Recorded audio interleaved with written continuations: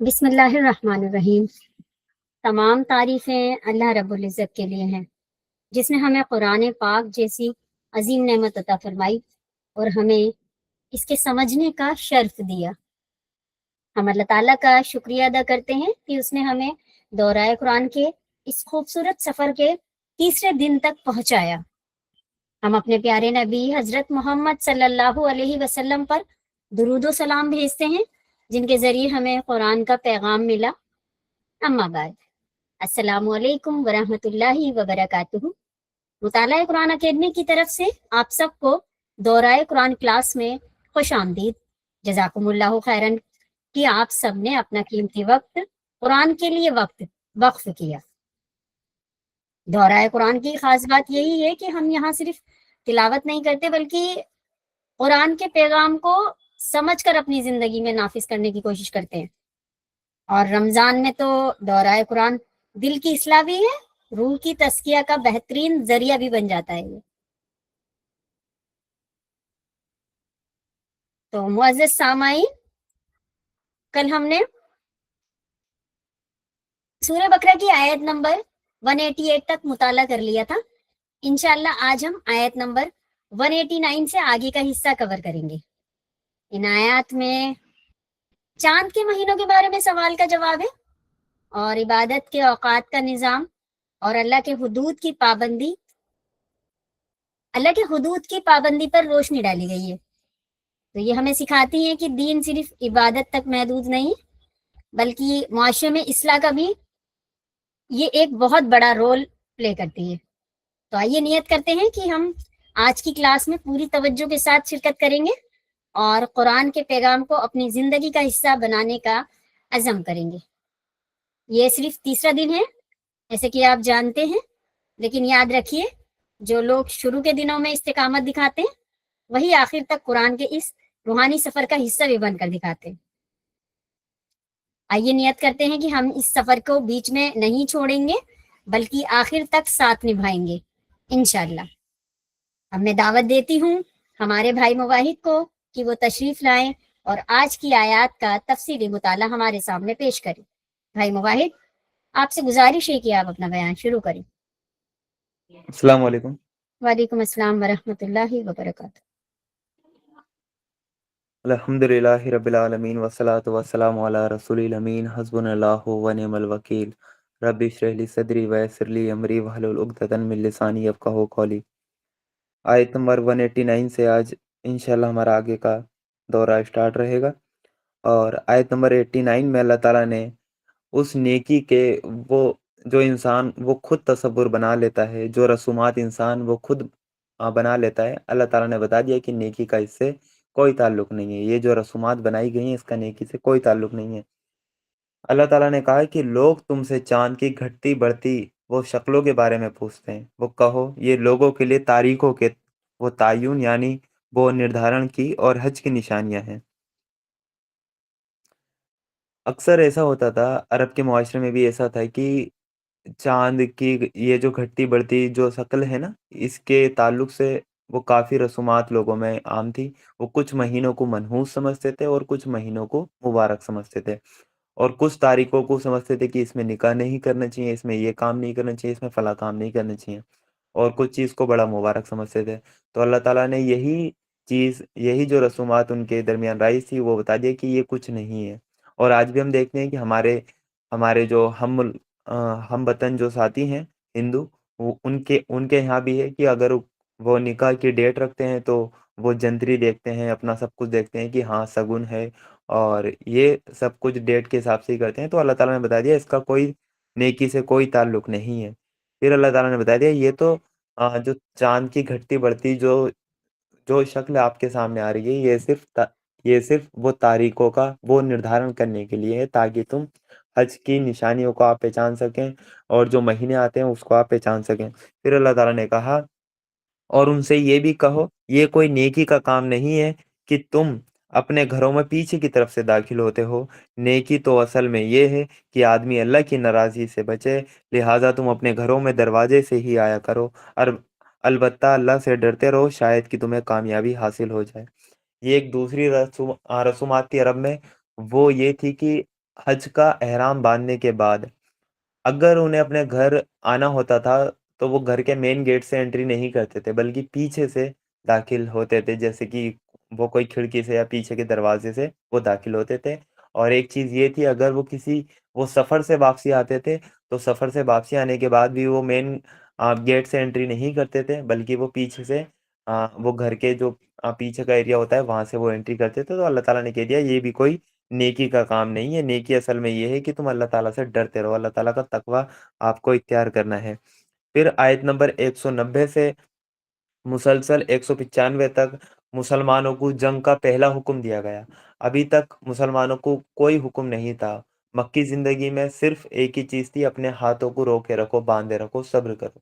لیکن مدینہ میں ایک ریاست جیسے ہی قائم ہوئی اور مسلمان متحد ہوئے، تب مسلمانوں کو جنگ کا پہلا حکم دے دیا گیا کہ اب تمہیں بھی جنگ کرنی ہے ان کافروں سے، کیونکہ انہوں نے تمہیں اپنے گھروں سے نکالا ہے، تم پر ظلم و زیادتی کی ہے، تو اب تم بھی ان کے خلاف آپ جنگ کا اعلان کر سکتے ہیں۔ تو یہی آیت نمبر 190 سے 195 تک ہمیں یہی جنگ کا حکم دیکھنے کو ملتا ہے، اور یہ قرآن میں پہلی مرتبہ تھا کہ جب مسلمانوں کو جنگ کا حکم دیا گیا تھا۔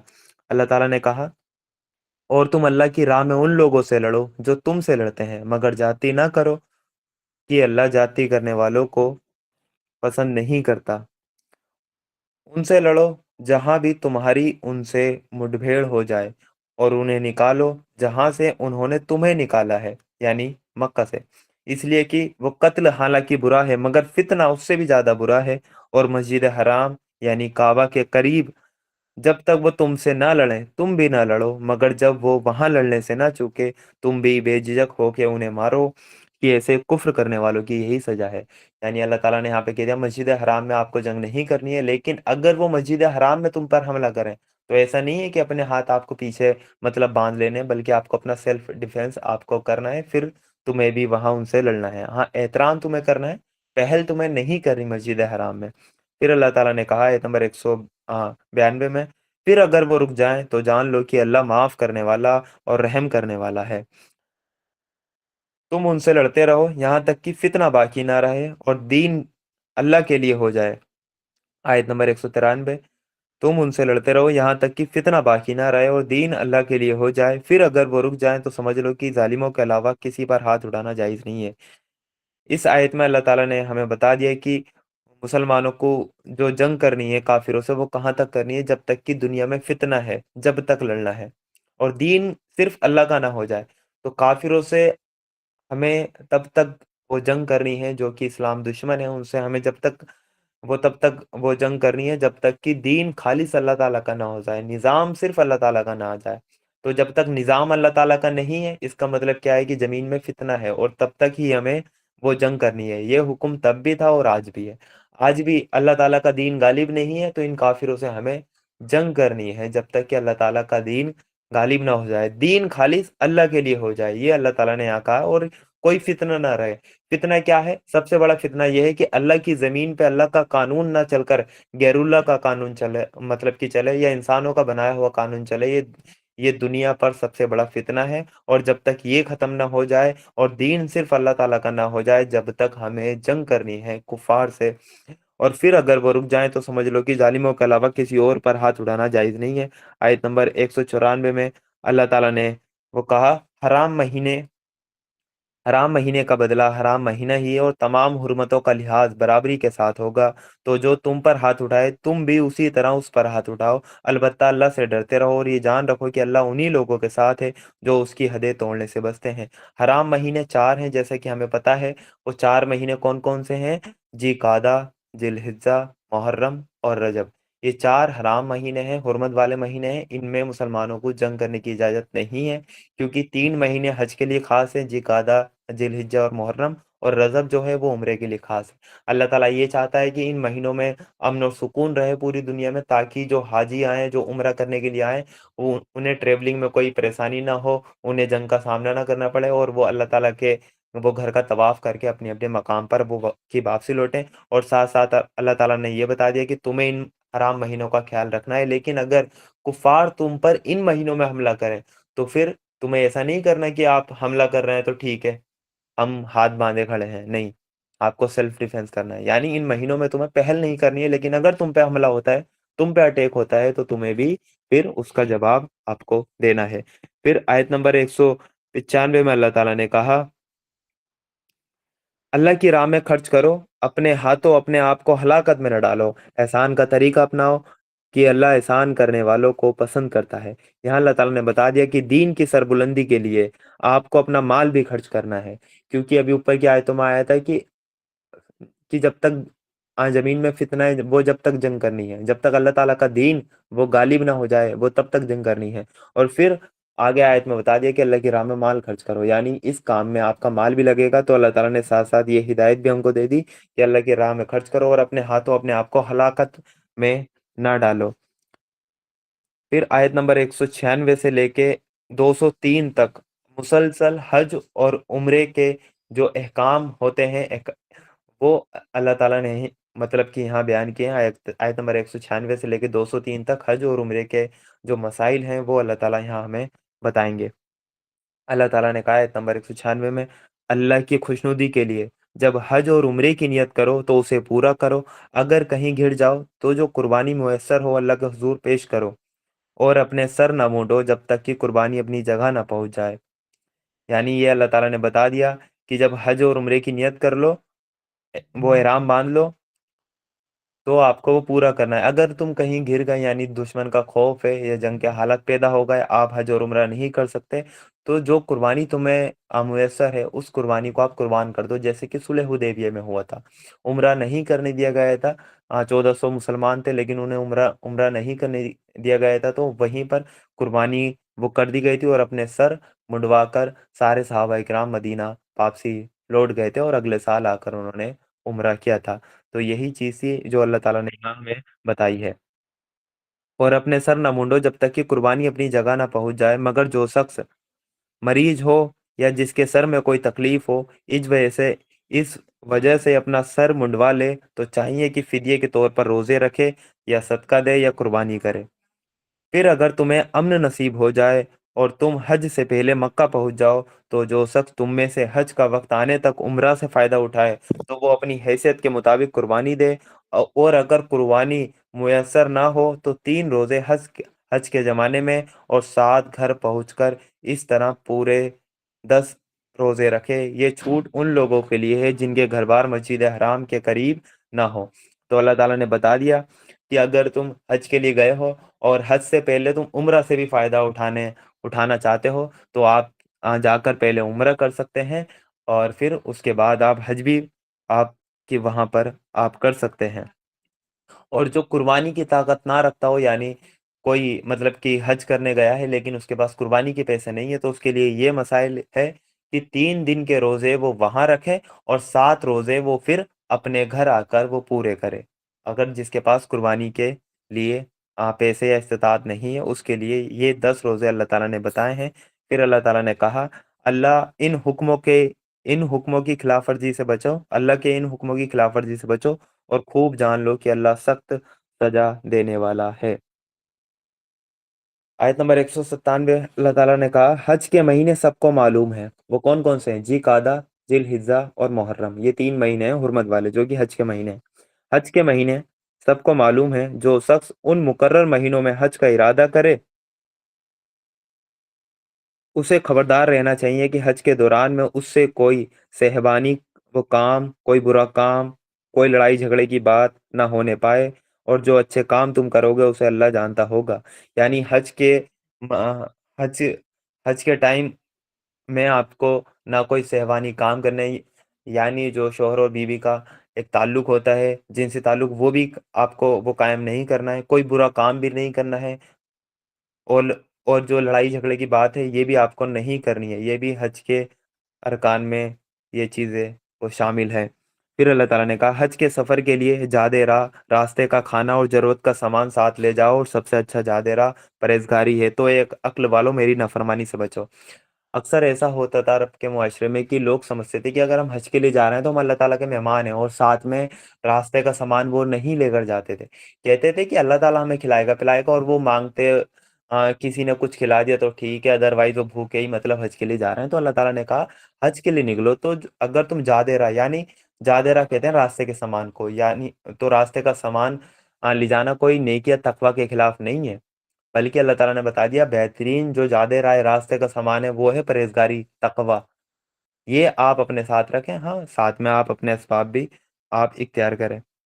फिर अल्लाह ताला ने आगे फरमाया, और अगर हज के सफर के साथ साथ तुम अपने रब का फजल यानी रोजी रोजगार भी तलाश करते जाओ तो इसमें कोई हर्ज नहीं। एक चीज ये थी कि जो लोग हज के दिनों में वो थोड़ी बहुत तिजारत वो कर लिया करते थे, क्योंकि मक्का में बड़े दूर दूर से लोग आते थे और किसी के पास कोई चीज़ें बेचने के लिए तो उसकी वहां पर बिक जाया करती थी, तो इंसान समझते थे तकवा के खिलाफ है। तो अल्लाह ताला ने कहता है ये भी कोई तकवा के खिलाफ बात नहीं है।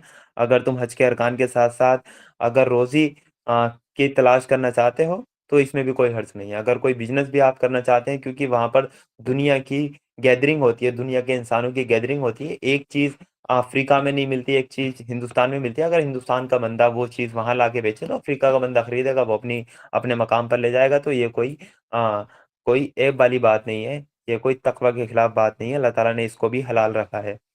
और फिर जब अरफात से चलो तो मशर हराम यानी मुजदलफा के पास ठहर कर अल्लाह को याद करो, उस तरह याद करो जिसकी हिदायत उसने तुम्हें दी है, वरना इससे पहले तो तुम लोग भटके हुए थे। फिर जहां से और सब लोग पलटते हैं वहीं से तुम भी पलटो, अल्लाह से माफी चाहो, यकीनन वो माफ करने वाला और रहम करने वाला है। आयत नंबर 200 में अल्लाह ताला बताएंगे कि हमें सिर्फ दुनिया का तलबगार नहीं बनना है। फिर जब अपने हज के अरकान को पूरा कर चुको तो जिस तरह पहले अपने बाप दादाओं की चर्चा करते थे उसी तरह अब अल्लाह का जिक्र करो, बल्कि उससे भी बढ़कर। मगर अल्लाह को याद करने वाले लोगों में भी बहुत फर्क है। उनमें से कोई तो ऐसा है जो कहता है कि ये हमारे रब हमें दुनिया ही में सब कुछ दे दे, ऐसे आदमी के लिए आखिरत में कोई हिस्सा नहीं है। अक्सर ऐसा होता था कि हज के अरकान पूरे करने के बाद अरब के लोग वो क्या करते थे, हज के अरकान पूरे हो गए, अपने फिर सेखी मतलब बगाड़ते थे, अपने बाप दादाओं के किस्से की बयान करते थे और उसमें फक्र वो किया करते थे। तो अल्लाह ताला ने कह दिया हज के अरकान पूरे हो जाएं तो फिर तुम्हें ये महफिलें नहीं जमानी है, अपने बाप दादाओं को याद नहीं करना, वहां सिर्फ अल्लाह ताला को आपको याद करना है। फिर अल्लाह ताला वो इंसानों की जो कैटेगरी है जो हज पूरा करते हैं, उनकी जो कैटेगरी है वो क्या अल्लाह ताला से दुआ करते हैं, उनकी दुआओं के बारे में अल्लाह ताला ने बताया कि कोई इंसान तो ऐसा है जो अल्लाह ताला से कहता है अल्लाह ताला मुझे दुनिया में ही सब कुछ दे दे, तो अल्लाह ताला ने कह दिया आखिरत में इनका कोई हिस्सा नहीं। फिर अल्लाह ताला ने आगे फरमाया, और कोई कहता है कि हमारे रब हमें दुनिया में भी भलाई दे और आखिरत में भी भलाई दे और आग के अजाब से हमको बचा। तो ये कुरान की बेहतरीन दुआ है जो अल्लाह ताला ने हमें यहाँ सिखाई है। रब्बना आतैना फिद दुनिया हसनतुम व फिल आखिरती हसनतुम व किना अज़ाबन नार, कि हमें दुनिया में भी अल्लाह ताला भलाई दे और आखिरत में भी हमें भलाई दे और हमें जहन्नुम के अजाब से हमें बचा ले। तो ये है, ये दुआ हमें अल्लाह ताला से करनी है। हमें ऐसा नहीं है कि अल्लाह ताला हमें दुनिया दुनिया दे दे और आखिरत ना मतलब ना दे। और कोई कहता है कि हमें आखिरत में सब कुछ दे दे, दुनिया में भले ही हम कैसी भी जिंदगी गुजार लेंगे, ये भी अल्लाह ताला को नापसंदीदा है। जबकि बेहतरीन चीज़ ये है कि हम दुनिया में ही भलाई मांगे अल्लाह ताला से और आखिरत में भी हम अल्लाह ताला से भलाई मांगे। फिर अल्लाह ताला ने आयत नंबर 202 में फरमाया, ऐसे लोग अपनी कमाई के मुताबिक दोनों जगह हिस्सा पाएंगे, अल्लाह को हिसाब चुकाते कुछ देर नहीं लगती। ये गिनती के कुछ दिन हैं जो तुम्हें अल्लाह की याद में बसर करने हैं। फिर जो कोई जल्दी करके 2 ही दिन में वापस हो गया तो कोई हर्ज नहीं, और जो कुछ देर ज्यादा ठहर कर पलटा तो भी कोई हर्ज नहीं। शर्त ये है शर्त ये है कि ये दिन उसने तकवा के साथ बसर किए हों। अल्लाह की नाफरमानी से बचो, खूब जान रखो कि एक दिन उसके सामने तुम्हारी पेशी होने वाली है। यानी मीना में 3 दिन लोग ठहरते हैं, अल्लाह ताला को याद करते हैं, उसमें छूट दी गई है। अगर कोई 2 दिन में मतलब वापसी आना चाहता है तो उसको भी इजाजत है, और कोई 3 दिन पूरे मीना में कैंप लगाकर हाजी हाजी रुकते हैं, अल्लाह ताला को याद करते हैं। कोई 3 दिन अगर पूरा करना चाहे तो उसको भी इजाजत है। फिर आयत नंबर 204 में अल्लाह ताला ने फरमाया, आयत नंबर 204, इंसानों में वो कोई तो ऐसा है जिसकी बातें दुनिया की जिंदगी में तुम्हें बहुत भली मालूम होती हैं और अपनी नेक नियति पर वो बार बार खुदा को वो गवाह ठहराता है, मगर हकीकत में वो हक का बदतरीन दुश्मन होता है। यहाँ इंसानों की कैटेगरी बताई जाएंगी हमें। पहली कैटेगरी मुनाफिकीन की बताई है کہ کوئی ایسا ہے دنیا میں ان کی باتیں تمہیں بڑی بھلی وہ نظر آئیں گی، اور اپنی بات پر وہ بار بار جو ہے اللہ کی قسم کھائے گا، اللہ کو گواہ بنائے گا، اور اللہ تعالیٰ نے کہا وہی حق کا بدترین دشمن ہے۔ پھر آیت نمبر 205 میں اللہ تعالیٰ نے کہا جب اسے حکومت مل جاتی ہے تو زمین میں اس کی دوڑ دھوپ اس لیے ہوتی ہے کہ فساد پھیلائے، کھیتوں کو برباد کرے، انسانی نسل کو تباہ کرے، حالانکہ اللہ جسے وہ گواہ بنا رہا تھا فساد کو ہرگز پسند نہیں کرتا۔ اس آیت میں اللہ تعالیٰ نے ہمیں بتا دیا کہ جب منافقین کو یعنی ایسے لوگوں کو جب اللہ تعالیٰ حکومت دیتا ہے، کہ جب انہیں حکومت مل جاتی ہے تو یہ تین چیزیں کرتے ہیں۔ سب سے پہلے فساد پھیلاتے ہیں، دنیا میں فتنہ یہ پھیلاتے ہیں۔ دوسرا کھیتوں کو برباد کرتے ہیں اور انسانی جو نسل ہے اس کو تباہ کرتے ہیں۔ آج بھی جن لوگوں کے پاس حکومت ہے ان کی یہی اسٹریٹجی ہے، پہلی فساد پھیلانا، فساد فساد پھیلانے سے کیا مراد ہے؟ فتنہ پھیلانا۔ اور فتنہ کیا ہے؟ اللہ کی زمین پر اللہ کا قانون نہ ہو کر انسان اپنا قانون چلائے، یہ سب سے بڑا فساد ہے، یہ سب سے بڑا فتنہ ہے۔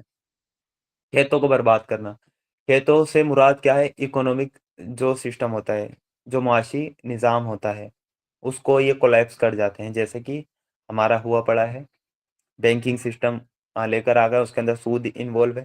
تیسرا انسانی وہ نسل کو تباہ کرنا، یعنی جو انسانی جو نسل ہے، جو بچے بڑے ہو رہے ہیں ان کو اپنے نظام کے اکارڈنگ ان کو ڈھال لینا، ان کی تربیت نہیں ہونے دینا، ان کی سوچ آزاد نہیں رہنے دینا، ان کو ایسے اسکول میں ایسا ان کا ایجوکیشن سسٹم کر دیا جائے کہ وہ آپ کے غلام ہی بنے، بلکہ آپ پر انگلی اٹھانے والے نہ بنے، بلکہ آپ کے ماتحت آپ کے غلام ہی وہ بن کر رہے۔ تو یہ تین کام یہ لوگ کرتے ہیں۔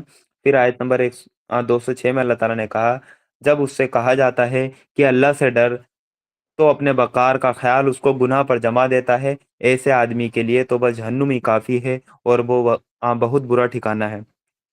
دوسری طرف انسانوں ہی میں سے کوئی ایسا بھی ہے جو اللہ کی خوشی کی چاہ میں اپنی جان کھپا دیتا ہے، ایسے بندوں پر اللہ بہت مہربان ہے۔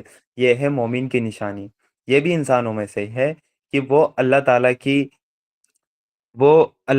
کی وہ خوشی کے لیے اپنی جان کھپا دیتا ہے، پوری جان لگا دیتا ہے، اور ایسے بندوں پر اللہ بہت مہربان ہے۔ یہ ہے مومن کی نشانی، جو کہ اللہ تعالیٰ کی خوشی کے لیے ہر کام وہ مومن کرتا ہے۔ پھر آیت نمبر 208 میں اللہ تعالیٰ نے کہا اے ایمان اے ایمان لانے والو، تم پورے کے پورے اسلام میں آ جاؤ اور شیطان کی پیروی نہ کرو، وہ تمہارا کھلا دشمن ہے۔ تو اللہ تعالیٰ نے یہاں میں بتا دیا کہ آپ کو اسلام میں آنا ہے پورا کا پورا، ایسا نہیں ہے کہ آدھا آدھا تیتر ہو آدھا بٹیر ہو، کہ کچھ احکام آپ اسلام کے مان رہے ہیں اور کچھ احکام آپ شیطان کے مان رہے ہیں، کہ جب آپ کا دل کرا آپ نے اللہ کی مان لی، اور جب آپ کا دل کرا آپ نے اللہ کی نہیں مانی بلکہ شیطان کی مان لی، بلکہ پورا کا پورا آپ کو اسلام میں داخل ہونا ہے۔ ٹھیک ہے، پورا کا پورا اسلام میں داخل ہونے سے کیا مراد ہے؟ کہ اللہ تعالیٰ کے جتنے بھی قانون ہیں سب پر آپ عمل کریں، اللہ تعالیٰ کی جو قانون ہے اس کو آپ اپنی زمین پہ امپلیمنٹ کریں، یعنی اسلام کے قانون کو پوری دنیا میں آپ نافذ کریں، وہ تبھی تو آپ اسلام پہ پوری طرح عمل کر پائیں گے۔ آج کسی کے ساتھ ریپ ہوتا ہے تو کیا اسلام کے حساب سے اس کو سزا دے سکتے ہیں آپ؟ نہیں۔ آج کوئی چوری کرتا ہے، کیا اسلام کے حساب سے اس کو سزا دے سکتے ہیں آپ؟ نہیں۔ آج کوئی قتل کرتا ہے، کیا اسلام کے حساب سے اس کو آپ سزا دے سکتے ہیں؟ نہیں۔ تو یہ ہم پورا کا پورا اسلام کہاں فالو کر رہے ہیں؟ ہم تو چاہ کر بھی پورا کا پورا اسلام فالو نہیں کر سکتے، اور اللہ تعالیٰ کہتے ہیں کہ تم پورے کے پورے اسلام میں آ جاؤ، پورے کے پورے اسلام میں داخل ہو جاؤ۔ تو پورے کے پورے اسلام کو آپ تب فالو کر سکتے ہیں جب اللہ کی زمین پہ اللہ کا قانون نافذ ہو، اسلام کو نافذ کیا جائے، تب ہم پورے کے پورے اسلام کو ہم فالو کر سکتے ہیں۔ تو اللہ تعالیٰ ہماری جتنی بھی جد و جہد ہے، ہماری کوششیں ہیں، سب اسی کام میں صرف کر دے کہ ہم اللہ تعالیٰ کی زمین پہ اللہ تعالیٰ کا قانون وہ نافذ کرنے میں ہم کامیاب ہو جائیں، اور ہم اسلام کو پوری طرح عمل میں ہم لے کر آئیں۔ تو ہمیں پورے کے پورے اسلام کو فالو کرنا ہے، ایسا نہیں ہے کہ ہم آدھے اسلام کو فالو کریں اور آدھے کو ہم چھوڑ دیں۔ اور اگر ہم ایسا کریں گے تو سورہ بقرہ میں آیت نمبر 182 میں ہم پڑھ کر آ چکے ہیں، تو کیا کرے گا اللہ تعالیٰ؟ اگر تم کتاب کے بعض حصے کو مانتے ہو اور بعض کا انکار کرتے ہو تو کیا کرے گا؟ دنیا میں بھی رسوا اور آخرت میں بھی شدید عذاب میں جھونک دی جاؤ گے۔ تو یہ ہوگا ہمارے ساتھ جو کہ ہم ہو رہے ہیں، ہم نے اسلام کو امپلیمنٹ نہیں کیا تو ہم دنیا میں بھی رسوا ہیں، ذلیل ہیں، اور آخرت میں بھی ہم سوچ رہے ہیں کہ جنت میں جائیں گے، بلکہ ہم جہنم کے شدید عذاب کی طرف جھونک دیے جائیں گے اگر یہی ہماری روش رہی، اگر ہم توبہ کر کے اب بھی ہم نے اسلام کو نافذ نہیں کیا تو۔ پھر اللہ تعالیٰ نے آگے کہا آیت نمبر 209 میں، جو صاف صاف ہدایتیں تمہارے پاس آ چکی ہیں، اگر ان کو پا لینے کے بعد پھر تم بہکے تو خوب جان رکھو کہ اللہ سب پر غالب اور حکمت والا اور جاننے والا ہے۔ ان ساری نصیحتوں اور ہدایتوں کے بعد بھی لوگ ان ساری نصیحتوں اور ہدایتوں کے بعد بھی لوگ سیدھے نہ ہوں تو اب وہ اس انتظار میں ہیں اللہ بادلوں کا سایہ کیے، فرشتوں کا سموہ ساتھ لیے سامنے موجود ہو اور فیصلہ ہی کر ڈالا جائے۔ آخرکار سارے معاملے پیش تو اللہ ہی کے سامنے ہونے والے ہیں۔ آیت نمبر 211 میں اللہ تعالیٰ بتائیں گے، اگر تم ناشکری کرو گے تو تم سے نعمت چھین لی جائے گی۔ یہی اللہ تعالیٰ وہ یہاں سے اللہ تعالیٰ بتائیں گے۔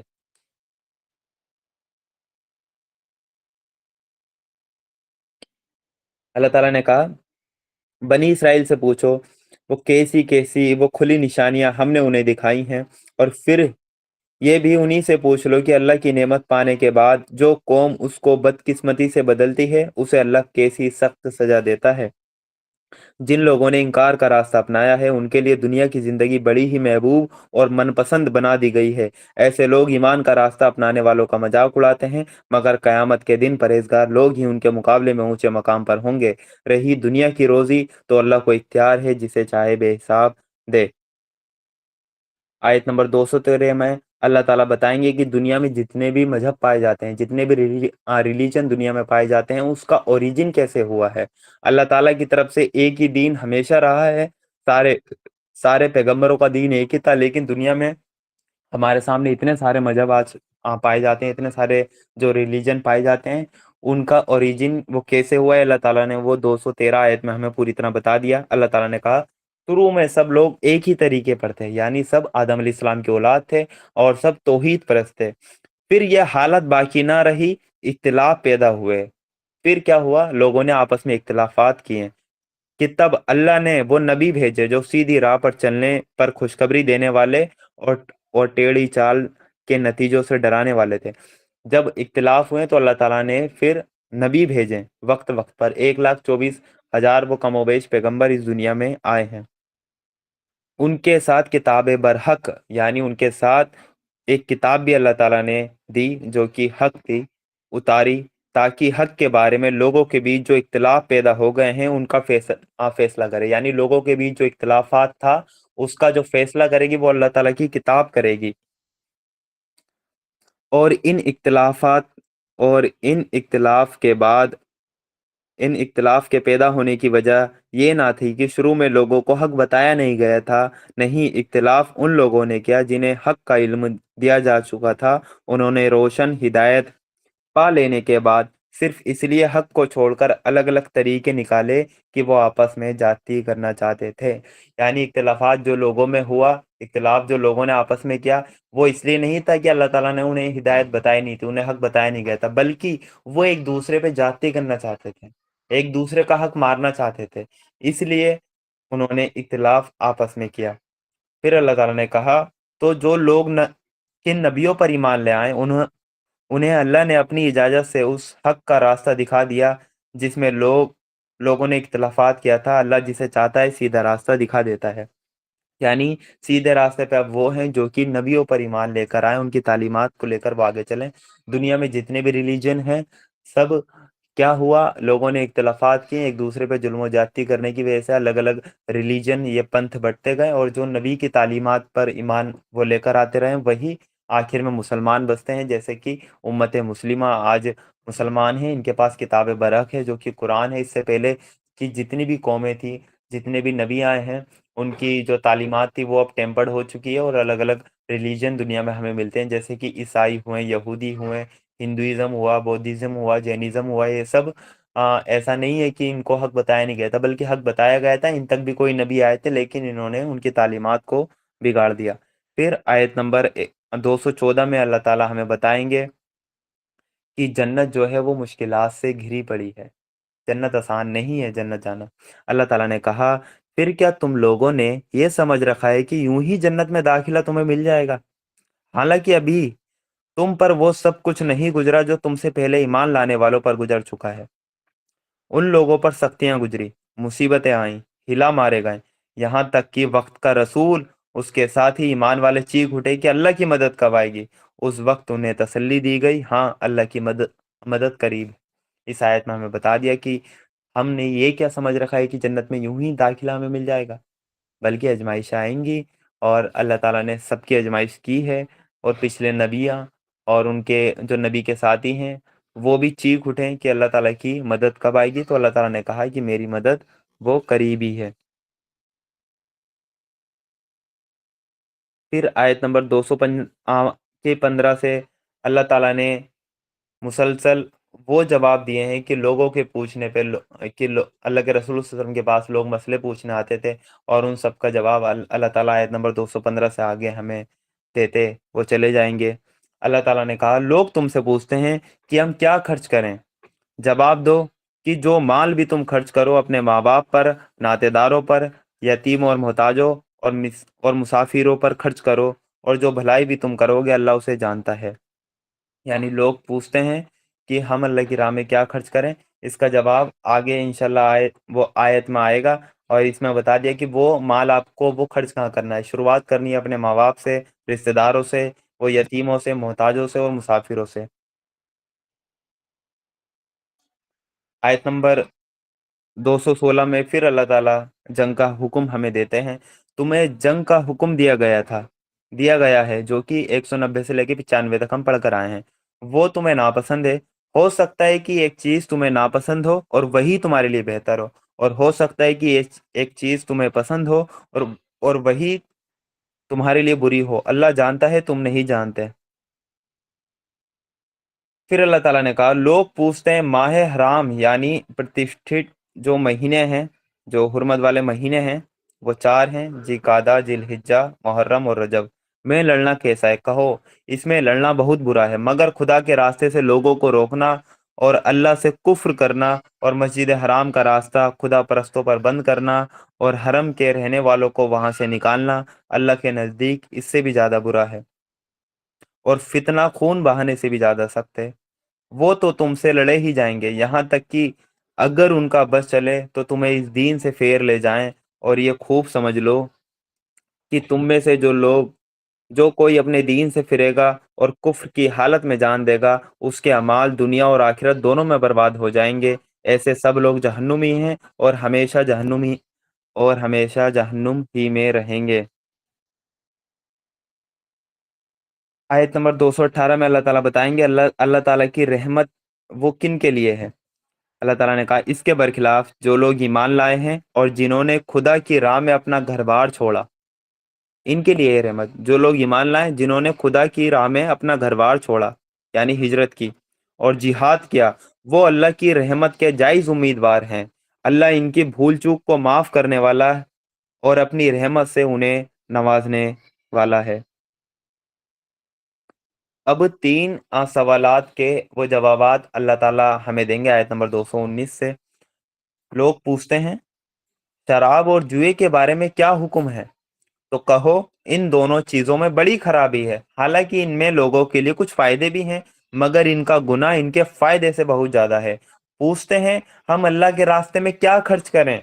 कहो, जो कुछ तुम्हारी जरूरत से ज्यादा हो। इस तरह अल्लाह तुम्हारे लिए साफ साफ अहकाम बयान करता है, शायद कि तुम दुनिया और आखिरत दोनों की फिक्र करो। तो यहाँ हमें बता दिया कि अल्लाह की राह में जो हमें खर्च करना है उसके बारे में अल्लाह ताला ने बताया, जो कुछ भी तुम्हारी जरूरत से ज्यादा हो वो अल्लाह ताला की राह में देना है। पूछते हैं ना अल्लाह ताला की राह में कितना माल हम दे सकते हैं, दीन और दुनिया को कैसे बैलेंस करें। अल्लाह ताला ने बता दिया, तुम्हारी जरूरत अगर 500 रुपए की है, उस दिन अल्लाह ताला ने आपको 1500 रुपए दे दिए, 1000 रुपए आपको अल्लाह ताला की राह में लगाने हैं, क्योंकि आपकी जरूरत 500 की है। आपका काम 500 से उस दिन का चल सकता है, लेकिन आपके पास 1500 आए हैं, तो 1000 रुपए आपको अल्लाह ताला की राह में लगाने हैं। ये है आइडियल कंडीशन कि जरूरत से ज्यादा जो कुछ भी है वो तुम्हारा नहीं है, वो अल्लाह ताला की राह में लगाना है। वो किसी का हक है जो अल्लाह ताला ने तुम्हें दिया है। उस उन पैसों पर किसी का हक है, आपके करीबी रिश्तेदारों का है, मिस्कीनों का है, मोहताजों का है, मुसाफिरों का है। उन सबका हक है, अल्लाह ताला की राह में आपको उन्हें लगाना है। आयत नंबर 220 में फिर अल्लाह ताला आयत नंबर 220 में कहा, पूछते हैं वो यतीमों के साथ क्या मामला किया जाए, वो कहो जिस तरीके के अमल में उनके लिए भलाई हो वही अपनाना अच्छा है। अगर तुम अपना और उनका खर्च और रहना सहना एक साथ रखो तो इसमें भी कोई हर्ज नहीं। अगर आखिर वो तुम्हारे भाई बंधु ही तो हैं। बुराई करने वाले और भलाई करने वाले दोनों का हाल अल्लाह पर जाहिर है। अल्लाह चाहता तो इस मामले में तुम पर सख्ती करता, मगर वो इख्तियार वाला होने के साथ साथ हिकमत वाला भी है। यानी वो यतीम का माल खाना ऐसा है जैसे कि अपने पेट में आग भरना। तो इससे सहाबा किराम डर गए थे, तो वो पूछते थे कि हम वो यतीमों का क्या खाना पीना अपने साथ कर लें। तो अल्लाह ताला ने कहा, हाँ तुम्हारे भाई बंधु हैं वो आप उनके साथ कर सकते हैं। अगर जो यतीम है वो अमीर है तो आप क्या करें, उसका देखना कि मंथली एक बंदे का खर्च आज के टाइम के हिसाब से 5,000 का है या 6,000 का है, तो इतना पैसा उसके माल में से आप अपने पास रख लें और उसका खाना पीना आप अपने साथ कर लें। ऐसा ना हो कि सेपरेट वो यतीम की पूरी किचन अलग है, उसके मिर्च मसाले सब अलग हैं, तो बड़ी दिक्कत हो जाएगी। उसके लिए खाना अलग बन रहा है, उसके लिए सिलेंडर अलग आ रहा है, तो ऐसा लगेगा लोगों को यार यतीम की किफालत करना तो बड़ा बोझ टाइप का लोगों ने समझ लिया। तो अल्लाह ताला ने किया अपने साथ भी उनका खाना पीना रख सकते हो। और हाँ, अगर जो यतीम की किफालत कर रहा है वो है गरीब, लेकिन जो यतीम है वो अमीर था, उसके घर वालों ने जब विरासत छोड़ी है वो अमीर था, लेकिन अभी वो छोटा है इसलिए वो यतीम है। जब वो बालिग हो जाएगा तो उसके पैसे उस तक वो लौटा दिए जाएंगे। तो उसमें ये उसके साथ ये मामला है कि जो उसकी किफालत करने वाला है वो भी अगर अपनी जरूरत के मुताबिक उसके माल में से खा लेगा तो वो यतीम की तरफ से उसका सदका हो जाएगा। आयत नंबर 221 में हमें बताया गया है कि मुसलमान का मुशरिक से निकाह जायज नहीं है, कि वो किसी भी कंडीशन में निकाह मुसलमान का मुशरिक से जायज नहीं है। तुम मुशरिक औरतों से हरगिज निकाह न करना जब तक कि वो ईमान न ले आए। एक मोमिन लौंडी शरीफ मुस्लिम मुशरिक औरत से बेहतर है, चाहे वो तुम्हें बहुत पसंद हो। और अपनी औरतों का निकाह मुशरिक मर्दों से मुशरिक मर्दों से वो कभी ना करना जब तक कि वो ईमान न ले आए। एक मोमिन गुलाम मुशरिक मर्द एक मोमिन गुलाम मुशरिक मर्द से बेहतर है, चाहे वो तुम्हें बहुत पसंद हो। ये लोग तुम्हें आग की तरफ बुलाते हैं और वो अपने अहकाम वाज़े तौर पर लोगों के सामने बयान करता है। उम्मीद है कि तुम सबक लेंगे और नसीहत कबूल करेंगे। तो ये आयत हमें याद रखनी चाहिए कि आयत नंबर 221 में अल्लाह ताला ने कह दिया कि एक मुसलमान का किसी भी मुशरिक से निकाह नहीं हो सकता। तो जो हमारी बहनें भगवा लप ट्रैप का शिकार हो रही हैं, बीएलटी का शिकार हो रही हैं, उनको ये आयतें इस आयत पे गौर व फिक्र उन्हें करना चाहिए कि अल्लाह ताला ने ये तरीका जायज़ रखा ही नहीं है हमारे लिए। तो हमें इस चीज़ का हमें खास ख्याल रखना चाहिए। इसके बाद आयत नंबर 222 में अल्लाह ताला हेज के बारे में, जो कि मंथली साइकिल आती है लेडीज के, उसके बारे में अल्लाह ताला बताते हैं। पूछते हैं हेज के बारे में क्या हुक्म है, वो कहो वो एक वो एक वो गंदगी की हालत है, इसमें औरतों से अलग रहो, उनके पास ना जाओ जब तक कि वो पाक साफ ना हो जाएं। फिर जब वो पाक हो जाएं तो उनके पास जाओ, उस तरह जैसा कि अल्लाह ने तुमको हुक्म दिया है। अल्लाह उन लोगों को पसंद करता है जो बुराई से रुके रहें और पाकीज़गी अपनाएं। तो होता ये था कि बहुत से रिलीजन में ये होता है कि हैज के दिनों में औरत को अलग कर दिया करते हैं पूरी तरह, उसकी किचन अलग, उसको बर्तन को छूने नहीं देते, उसको नापाकी की हालत समझते हैं। तो अल्लाह ताला ने कहा ऐसा कुछ नहीं है, औरत अछूत नहीं हो जाती। हाँ, उसके उसके साथ जो हम बिस्तरी है वो आपको उन दिनों में नहीं करनी, बाकी सब कुछ जायज़ है। अल्लाह के रसूल सल्लल्लाहु अलैहि वसल्लम अम्मी आयशा की गोद में सर रख कर, जब वो हैज के टाइम में होती थी, वो कुरान पढ़ा करते थे गोद में सर रख कर। तो कोई ऐसा छूत इस्लाम ने औरतों को नहीं बताया, उनके उनको अलग कि वो कैद हेज के टाइम में नहीं करना है। ये इस्लाम की बहुत बड़ी नेमत है जो अल्लाह ताला ने हमें दी है। उसके बाद आयत नंबर 223 में अल्लाह ताला ने कहा, तुम्हारी औरतें तुम्हारी खेतियां हैं और तुम्हें अधिकार है जिस तरह चाहो अपनी खेती में जाओ, मगर अपने मुस्तकबिल की फिक्र करो और अल्लाह की नाराजगी से बचो। खूब जान लो कि तुम्हें एक दिन उससे मिलना है। और ए नबी सल्लल्लाहु अलैहि वसल्लम, जो जो तुम्हारी हिदायतों को मान ले उन्हें कामयाबी और वो खुशकिस्मती की खुशखबरी सुना दो। ये आयत हमें बताती है, इस आयत पे एक जो गैर मुस्लिम है वो एतराज करते हैं कि भाई मुसलमान तो औरतों को खेतिया कहते हैं, कि भाई बच्चे पैदा करने की मशीन मुसलमान कहते हैं। और जबकि इस आयत का मतलब ये नहीं है। अल्लाह ताला ने ये बताया तुम्हारी बीवियां तुम्हारी खेतियां हैं। जैसे एक किसान एक खेत से जो ताबीर किया, आप उसी की मिसाल लीजिए। एक किसान अपने खेत का वो कितना ख्याल रखता है, उसको पानी देता है, उसकी फसल खराब ना हो जाए, उसे कीड़ों से बचाता है, उसे हर चीज से वो महफूज रखता है। वो कितना उसका ख्याल रखता है ताकि वो फसल तैयार हो। इसे अल्लाह ताला ने कहा तुम्हारी बीवियां तुम्हारी खेतियां हैं।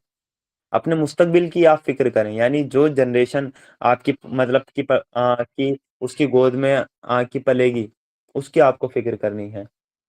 जैसे खेत है, जो खेत की जमीन है वही बंजर हो जाए, या उसकी जो पैदावार है उसमें झाड़ियां आए, तो क्या किसान के वो कुछ काम की? बिल्कुल काम की नहीं है। तो इसलिए जो लड़की का चुनाव है वो भी दीनदार वो लड़की का करना चाहिए, ताकि तुम्हारी जो नस्ल है वो बेहतरीन उसके अंदर परवान चले। फिर आयत नंबर 224 में अल्लाह ताला ने हमें बताया, 224 से लेके 227 तक मुसलसल अल्लाह ताला जो कसम के मसाइल हैं वो हमें बताएंगे, जो इंसान वो कसम खा लेता है। अल्लाह के नाम को ऐसी ऐसी कस्में खाने के लिए इस्तेमाल ना करो जिनका मकसद नेकी और तकवा और अल्लाह के बंदों की भलाई के कामों से रुक जाना हो। अल्लाह तुम्हारी सारी बातें सुन रहा है और सब कुछ जानता है। कुछ लोग ऐसे होते हैं कि अल्लाह के नाम की वो कस्में खा लेते हैं, कि मैं फला चीज नहीं करूंगा, यानी ऐसी ऐसी बात पे कसम खा लेते हैं जिससे वो नेकी के वो कामों से वो रुक जाते हैं। तो अल्लाह ताला ने कहा कि ऐसी ऐसी कस्में नहीं खानी है। अगर खाली है तो उस कसम को तोड़ के उसका कफारा अदा कर दो। जैसे फॉर एग्जाम्पल, कोई किसी के रिलेशन में है, उसने कसम खा ली कि चाहे वो मर भी रहा होगा ना तब भी मैं उसकी मदद नहीं करूंगा, और वो वाकई में वो अगर मर रहा हो तो, लेकिन उसने कसम खा ली, तो क्या है, कसम तोड़ दें, उसका कफारा अदा कर दें और उसकी मदद करें। ये है, ऐसी कसम नहीं खानी अल्लाह के नाम पे कि जिससे इंसान नेकी और परहेजगारी के कामों से रुक जाए। बहुत से लोग कसम खा लेते हैं कि कुछ भी हो जाए, हाँ, मैं दूसरा निकाह नहीं करूंगा। अपनी बीवी से उन्होंने कसम खा ली कि मैं दूसरा निकाह नहीं करूंगा, जबकि नेकी और भलाई का काम यह है कि भाई एक बेवा औरत है, एक तलाक याफ्ता औरत है, उसको नीड है, तो क्या करें, वो कसम तोड़ दें जो बीवी से खाई है और उससे निकाह कर लें। तो ये है, अल्लाह ताला ने कहा, अल्लाह के नाम को ऐसी कस्में खाने के लिए इस्तेमाल ना करो जिनका मकसद नेकी तकवा और अल्लाह के बंदों की भलाई के कामों से रुक जाना हो। अल्लाह तुम्हारी सारी बातें सुन रहा है और सब कुछ जानता है। फिर अल्लाह ताला ने कहा, जो बेमानी कस्में तुम बिना इरादा खा लिया करते हो उन पर अल्लाह नहीं पकड़ता। आयत नंबर 225 में अल्लाह ताला ने कहा, जो बेमानी कस्में तुम बिना इरादा खा लिया करते हो उन पर अल्लाह नहीं पकड़ता, मगर जो कस्में तुम सच्चे दिल से खाते हो उनके बारे में वो जरूर पूछेगा। अल्लाह बहुत माफ करने वाला और सहन करने वाला है। बेईमानी कसमें ऐसा है कि वो किसी का तकिया कलाम होता है कि वो हर बात पे वो वल्लाही वल्लाही कहता है। ये इसका मतलब होता है अल्लाह की कसम, अल्लाह की कसम, यानी बिना इरादा अगर कोई कसम खा लेता है, जैसा उसका तकिया कलाम है, उसने सोच समझ कर कसम नहीं खाई है, तो अल्लाह ताला ऐसी कस्मों पे तुम्हारी पकड़ नहीं करेगा और ऐसी कस्मों का कफारा देना भी जरूरी नहीं है। लेकिन जो कस्में तुम इरादे के साथ जानते पूछते खाते हो उनको पूरा आपको करना है, और उनका अगर वो तोड़ते हो तो उसका कफारा भी आपको अदा अदा करना है। फिर आयत नंबर 226 में अल्लाह ताला ने कहा, जो लोग अपनी औरतों से ताल्लुक ना रखने की वो कसम खा बैठते हैं उनके लिए 4 महीने की मोहलत है। अगर वो पलट आए तो अल्लाह माफ करने वाला और रहम करने वाला है। और अगर उन्होंने तलाक ही की ठान ली तो जान रहे कि अल्लाह सब कुछ सुनता है और जानता है। यानी कोई अपनी बीवी से ताल्लुक ना रखने की कसम खा बैठता है कि मैं इससे ताल्लुक बनाऊंगा ही नहीं, और अल्लाह की कसम खा लेता है, तो 4 महीने उनकी मोहलत है। अगर 4 महीने में वो नहीं पलटता है, अपनी बात पे वो अटल रहता है, तो फिर उनकी एक तलाक वहां पड़ जाएगी। फिर आयत नंबर 228 से 237 तक लगातार हमारे सामने जो मसाइल आएंगे वो तलाक के आएंगे, इद्दत के, ये मसाइल हमारे सामने आएंगे। अल्लाह ताला ने कहा आयत नंबर 228 में, जिन औरतों को तलाक दी गई हो वो 3 बार माहवारी के दिनों के आने तक अपने आप को रोके रखें, और उनके लिए जायज नहीं है कि अल्लाह ने उनके रहम में जो कुछ पैदा किया हो उसे छिपाएं। उन्हें हरगिज ऐसा ना करना चाहिए अगर वो अल्लाह और आखिरत के दिन पर ईमान रखती हैं। यानी औरतों को अगर तलाक दी गई है तो उन्हें 3 हैज तक उन्हें इद्दत उनकी है, तलाक के बाद की इद्दत जो है। और जो कुछ उनके रहम में है, यानी अगर वो प्रेग्नेंट है तो उन्हें छिपाना नहीं चाहिए, बल्कि उसको ज़ाहिर उनको वो कर देना है। उनके शौहर ताल्लुकात ठीक कर लेने पर तैयार हों तो इस इद्दत के दौरान में उन्हें फिर अपनी बीवी के रूप में वापस ले लेने के हकदार हैं। यानी अगर फॉर एग्जांपल किसी ने अपनी बीवी को वो तलाक दी है, तो बीवी को तलाक देते ही बीवी इद्दत में बैठ जाएगी। हाँ, 3 महीने की इद्दत है, वो 3 हैज आने तक की इद्दत है, इद्दत में बैठ गई। और इसी इद्दत के दौरान में ये वो यानी कि एक तलाक दी है अभी, और इसी इद्दत के दौरान में शौहर को लगा कि मुझसे गलती हुई है, या बीवी से उसका पेचअप दोबारा से हो चुका है, उनके जो मसले थे वो सॉर्ट आउट हो चुके हैं। अगर वो 3 महीनों के अंदर-अंदर, इद्दत के अंदर-अंदर शौहर और बीवी अगर रुजू करना चाहें, तो वो हमबिस्तरी करके रुजू वो कर सकते हैं, उन्हें निकाह की ज़रूरत नहीं है। लेकिन हाँ, उनका रुजू के बाद एक तलाक उनका पड़ गया, यानी एक तलाक उनकी काउंट हो गई, लेकिन अगर वो रुजू करना चाहें तो बिल्कुल वो रुजू कर सकते हैं, यही अल्लाह ताला ने यहाँ पर बताया है। तो वो इस इद्दत के दौरान में उन्हें फिर अपनी बीवी के रूप में वापस लेने के हकदार हैं। औरतों के लिए भी भले तरीके के मुताबिक वैसे ही हक हैं जैसे मर्दों के हक उन पर हैं, अलबत्ता मर्दों को उन पर एक दर्जा हासिल है, और सब पर अल्लाह गालिब इक़्तिदार रखने वाला, हिकमत वाला और जानने वाला मौजूद है। फिर आयत नंबर 229 में अल्लाह ताला वो औरतों को वो खुला लेने की इजाज़त देते हैं, यानी कि मर्द को जो इख्तियार है वो तलाक मतलब देने का है, और औरत अगर अपने शौहर से परेशान है, वो उसकी बेसिक नीड अगर पूरी नहीं कर रहा है, तो औरत को भी इख्तियार दिया गया है कि वो खुला की डिमांड कर सकती है। वही अहकाम आयत नंबर 229 में हमारे सामने आएंगे कि तलाक 2 बार है, फिर या तो सीधी तरह औरत को रोक लिया जाए या भले तरीके से उसको विदा कर दिया जाए।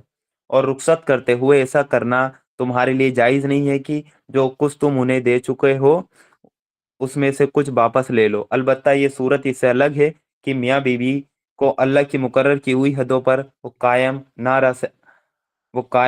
वो ना रह सकने का डर हो। ऐसी सूरत में अगर तुम्हें डर हो कि वो दोनों अल्लाह की मुकर्रर की हुई हदों पर कायम ना रहेंगे, तो उन दोनों के बीच ये मामला हो जाने में कोई हर्ज नहीं है कि औरत अपने शोहर को कुछ मुआवजा देकर जुदाई हासिल कर ले।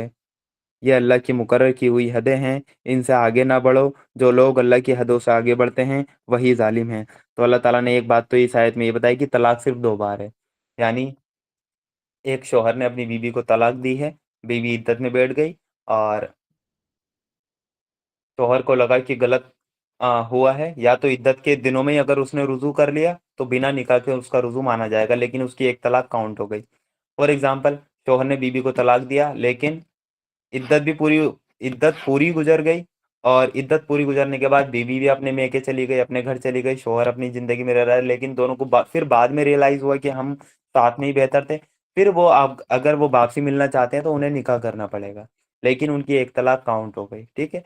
फिर वो निकाह के बंधन में मतलब कि बंध गए, फिर रहने लगे, फिर उनके दरमियान झगड़े स्टार्ट हो गए, फिर वो एक दूसरे से परेशान हो गए, फिर वो अलग होने चाहते हैं, तो कुरान कहता है कि सबसे पहले समझाओ, दोनों की फैमिलीज़ को बिठाओ, जहाँ तक पॉसिबल हो कि सुलह और समझौते से रहें आप, बिल्कुल अमन और सुकून के साथ रहें। लेकिन फिर भी अगर पॉसिबल ना हो तो शौहर अगर फिर तलाक देता है तो फिर बीवी इद्दत में बैठेगी 3 महीने की, और उस इद्दत के दौरान अगर शौहर रुजू करना चाहता है तो बिना निकाह के रुजू कर लेगा। लेकिन अगर इद्दत पूरी हो गई, इद्दत के बाद बीवी अपने घर चली गई, शौहर अपने घर है, फिर वो रुजू करना चाहता है तो फिर निकाह करेगा और फिर उसके साथ रह सकता है। तो ये क्या हुआ, 2 तलाक़ें पड़ गई।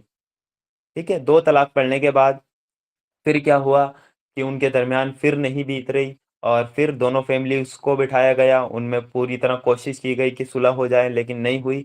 फिर अगर शौहर ने बीवी को तलाक दे दी, तो अब ये कौन-सी तलाक पड़ गई? तीसरी पड़ गई। यानी 2 बार निकाह हो चुका उनका, 2 बार रुजू हो चुका, अभी तीसरी तलाक पड़ गई, इसके बाद वापसी नहीं है। क्योंकि आपने ट्राई कर के देख लिया, आपकी नहीं बीत रही, तो इसका मतलब अब फिर वापसी का ऑप्शन आपके लिए खत्म। फिर इद्दत गुजरेगी, इद्दत के बाद बीवी अपने घर, आप अपने घर।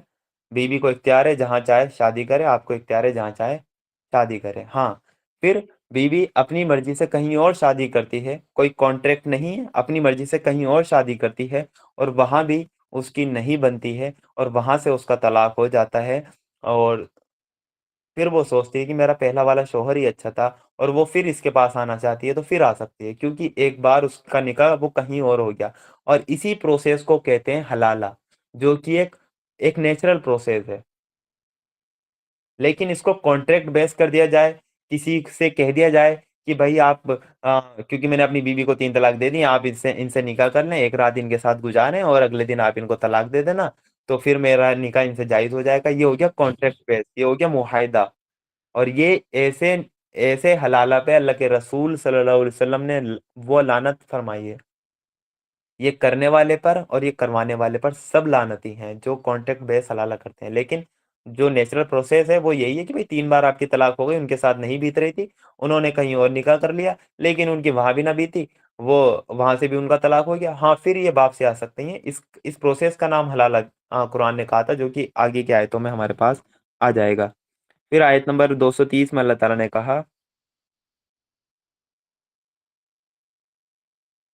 229 में एक बात और अल्लाह ताला ने कही थी, वो ये थी कि अगर बीवी शोहर से परेशान है, लेकिन शोहर तलाक नहीं दे रहा है, लेकिन शोहर जो है बेसिक नीड भी बीवी के पूरी नहीं कर रहा, तो बीवी क्या करे, अपने घर वालों की प्रोटेक्शन में जाए और उनसे कहे कि मुझे अपने शोहर से खुला चाहिए, और खुला में अगर शोहर को कुछ मुआवजा वगैरह भी देना पड़े ताकि वो उसे तलाक दे, तो वो भी देकर वो अलग कर सकती है। यानी खुला का भी हुक्म 229 नंबर की आयत में अल्लाह ताला ने दिया था।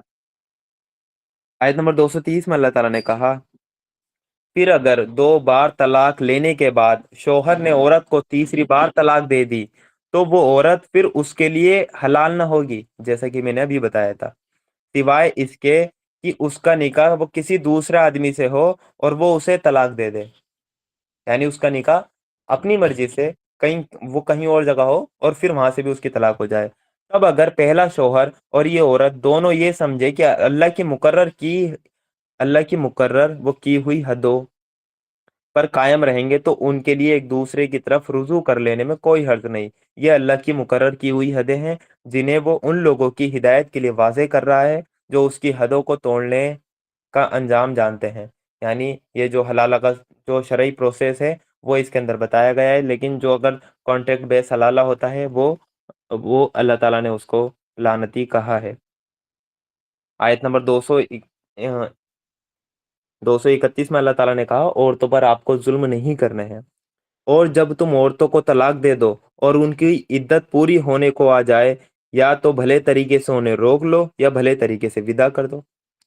सिर्फ सताने के लिए उन्हें ना रोके रखना कि ये जाती होगी, और जो ऐसा करेगा वो हकीकत में अपने आप ही अपने ऊपर जुल्म करेगा। अरब में लोग ये करते थे, और ऊपर जुल्म हो जाती ये होती थी कि औरत को तलाक दे दी, औरत इद्दत में बैठ गई, इद्दत पूरी होने को आई तो उससे रुजू कर लिया, फिर तलाक दे दी, फिर इद्दत में बैठ गई, फिर इद्दत पूरी होने को आई 3 महीने की, फिर रुजू कर लिया, फिर तलाक दे दी, फिर इद्दत में बैठ गई, इद्दत पूरी होने को आई, फिर रुजू कर लिया, ऐसे ही करते रहे करते थे बार बार। तो अल्लाह ताला ने 3 पे रोक दिया, जुल्म और ज्यादती बर्दाश्त नहीं होगी, 3 पे ही रोक दिया, 3 के बाद तुम्हारे लिए जायज ही नहीं है।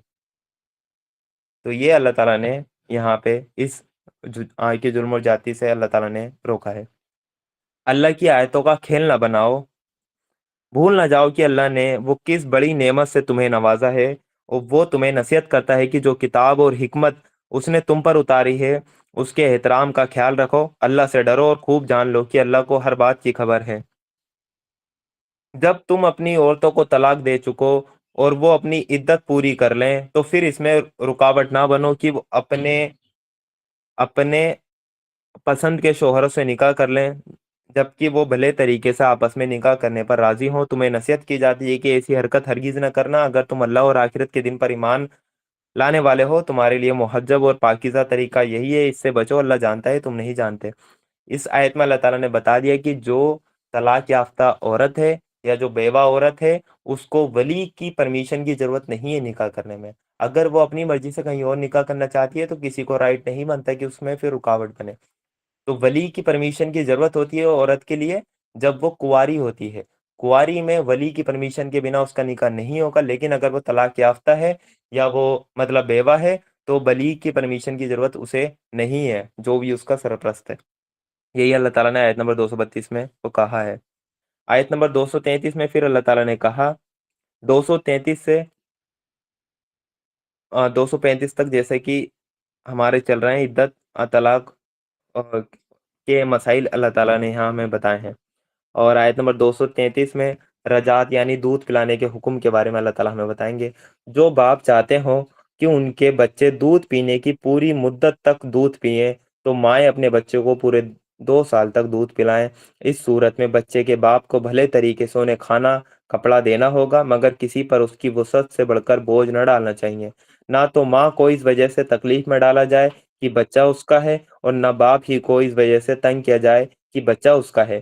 دودھ پلانے والی کا یہ حق جیسا بچے کے باپ پر ہے ویسا ہی اس کے وارث پر بھی ہے، لیکن اگر دونوں فریق آپس کے سمجھوتے اور مشورے سے دودھ چھڑانا چاہیں تو ایسے کرنے میں کوئی حرج نہیں، اور اگر تمہارا خیال اپنی اولاد کو کسی دوسری عورت سے دودھ پلوانے کا ہو تو اس میں بھی کوئی حرج نہیں، شرط یہ ہے کہ اس کا جو کچھ معاوضہ طے کرو وہ بھلے طریقے سے چکا دو، اللہ سے ڈرو اور جان رکھو کہ جو کچھ تم کرتے ہو سب اللہ کی نظر میں ہے۔ یہاں بتا دیا گیا ہے کہ جیسے کہ طلاق ہو جاتی ہے تو جو بچہ ہوتا ہے نا، اسلام کہتا ہے وہ مرد کا ہے، وہ مرد کی اس میں رہے گا، کفالت میں، مرد اس کا ذمہ دار ہے۔ عورت اس بچے کو دودھ پلانے کا معاوضہ بھی لے سکتی ہے، اپنا ہی بچہ ہے اس کا، لیکن یہ باپ پہ فرض ہے کہ وہ اس کا معاوضہ لے سکتی ہے، چاہے کھانا، چاہے کپڑا، چاہے منتھلی ایکسپینسز وہ اپنے اس کے لے سکتے ہیں، لیکن بچہ اس کا رہے گا۔ ہاں، بچے کی ماں وہ زندگی بھر تک رہے گی، بچے کو ماں سے ملنے کے لیے کوئی روک ٹوک نہیں رہے گی، ماں تب آئے بچے سے ملے، لیکن بچہ رہے گا اصل والد کے پاس۔ لیکن ہمارے معاشرے میں بڑا الٹا چلتا ہے کہ طلاق ہو جاتی ہے، لاکھوں روپیہ ایلی منی کے روپ میں عورت کو دیا جاتا ہے، اور بچے کو عورت پالتی ہے، اور لاکھ لاکھ روپیہ ایلی منی میں وہ عورت کھا جاتی ہے۔ ابھی ایک جو بھارتی کرکٹر ہے محمد شمی، ان کی جو بیوی سے طلاق ہوا ہے، انہیں 4 لاکھ روپے مہینہ ملتے ہیں ایلی منی میں، اور انہوں نے ہائی کورٹ میں اپنا کیس دوبارہ فائل کیا ہے کہ 4 لاکھ کم ہے مہینے کے، مجھے 10 لاکھ چاہیے، 10 لاکھ روپے مہینے کی چاہیے اسے، محمد شمی کی وائف کو۔ پتہ نہیں نوٹوں کو کھائے گی مہینے میں یا کیا کرے گی،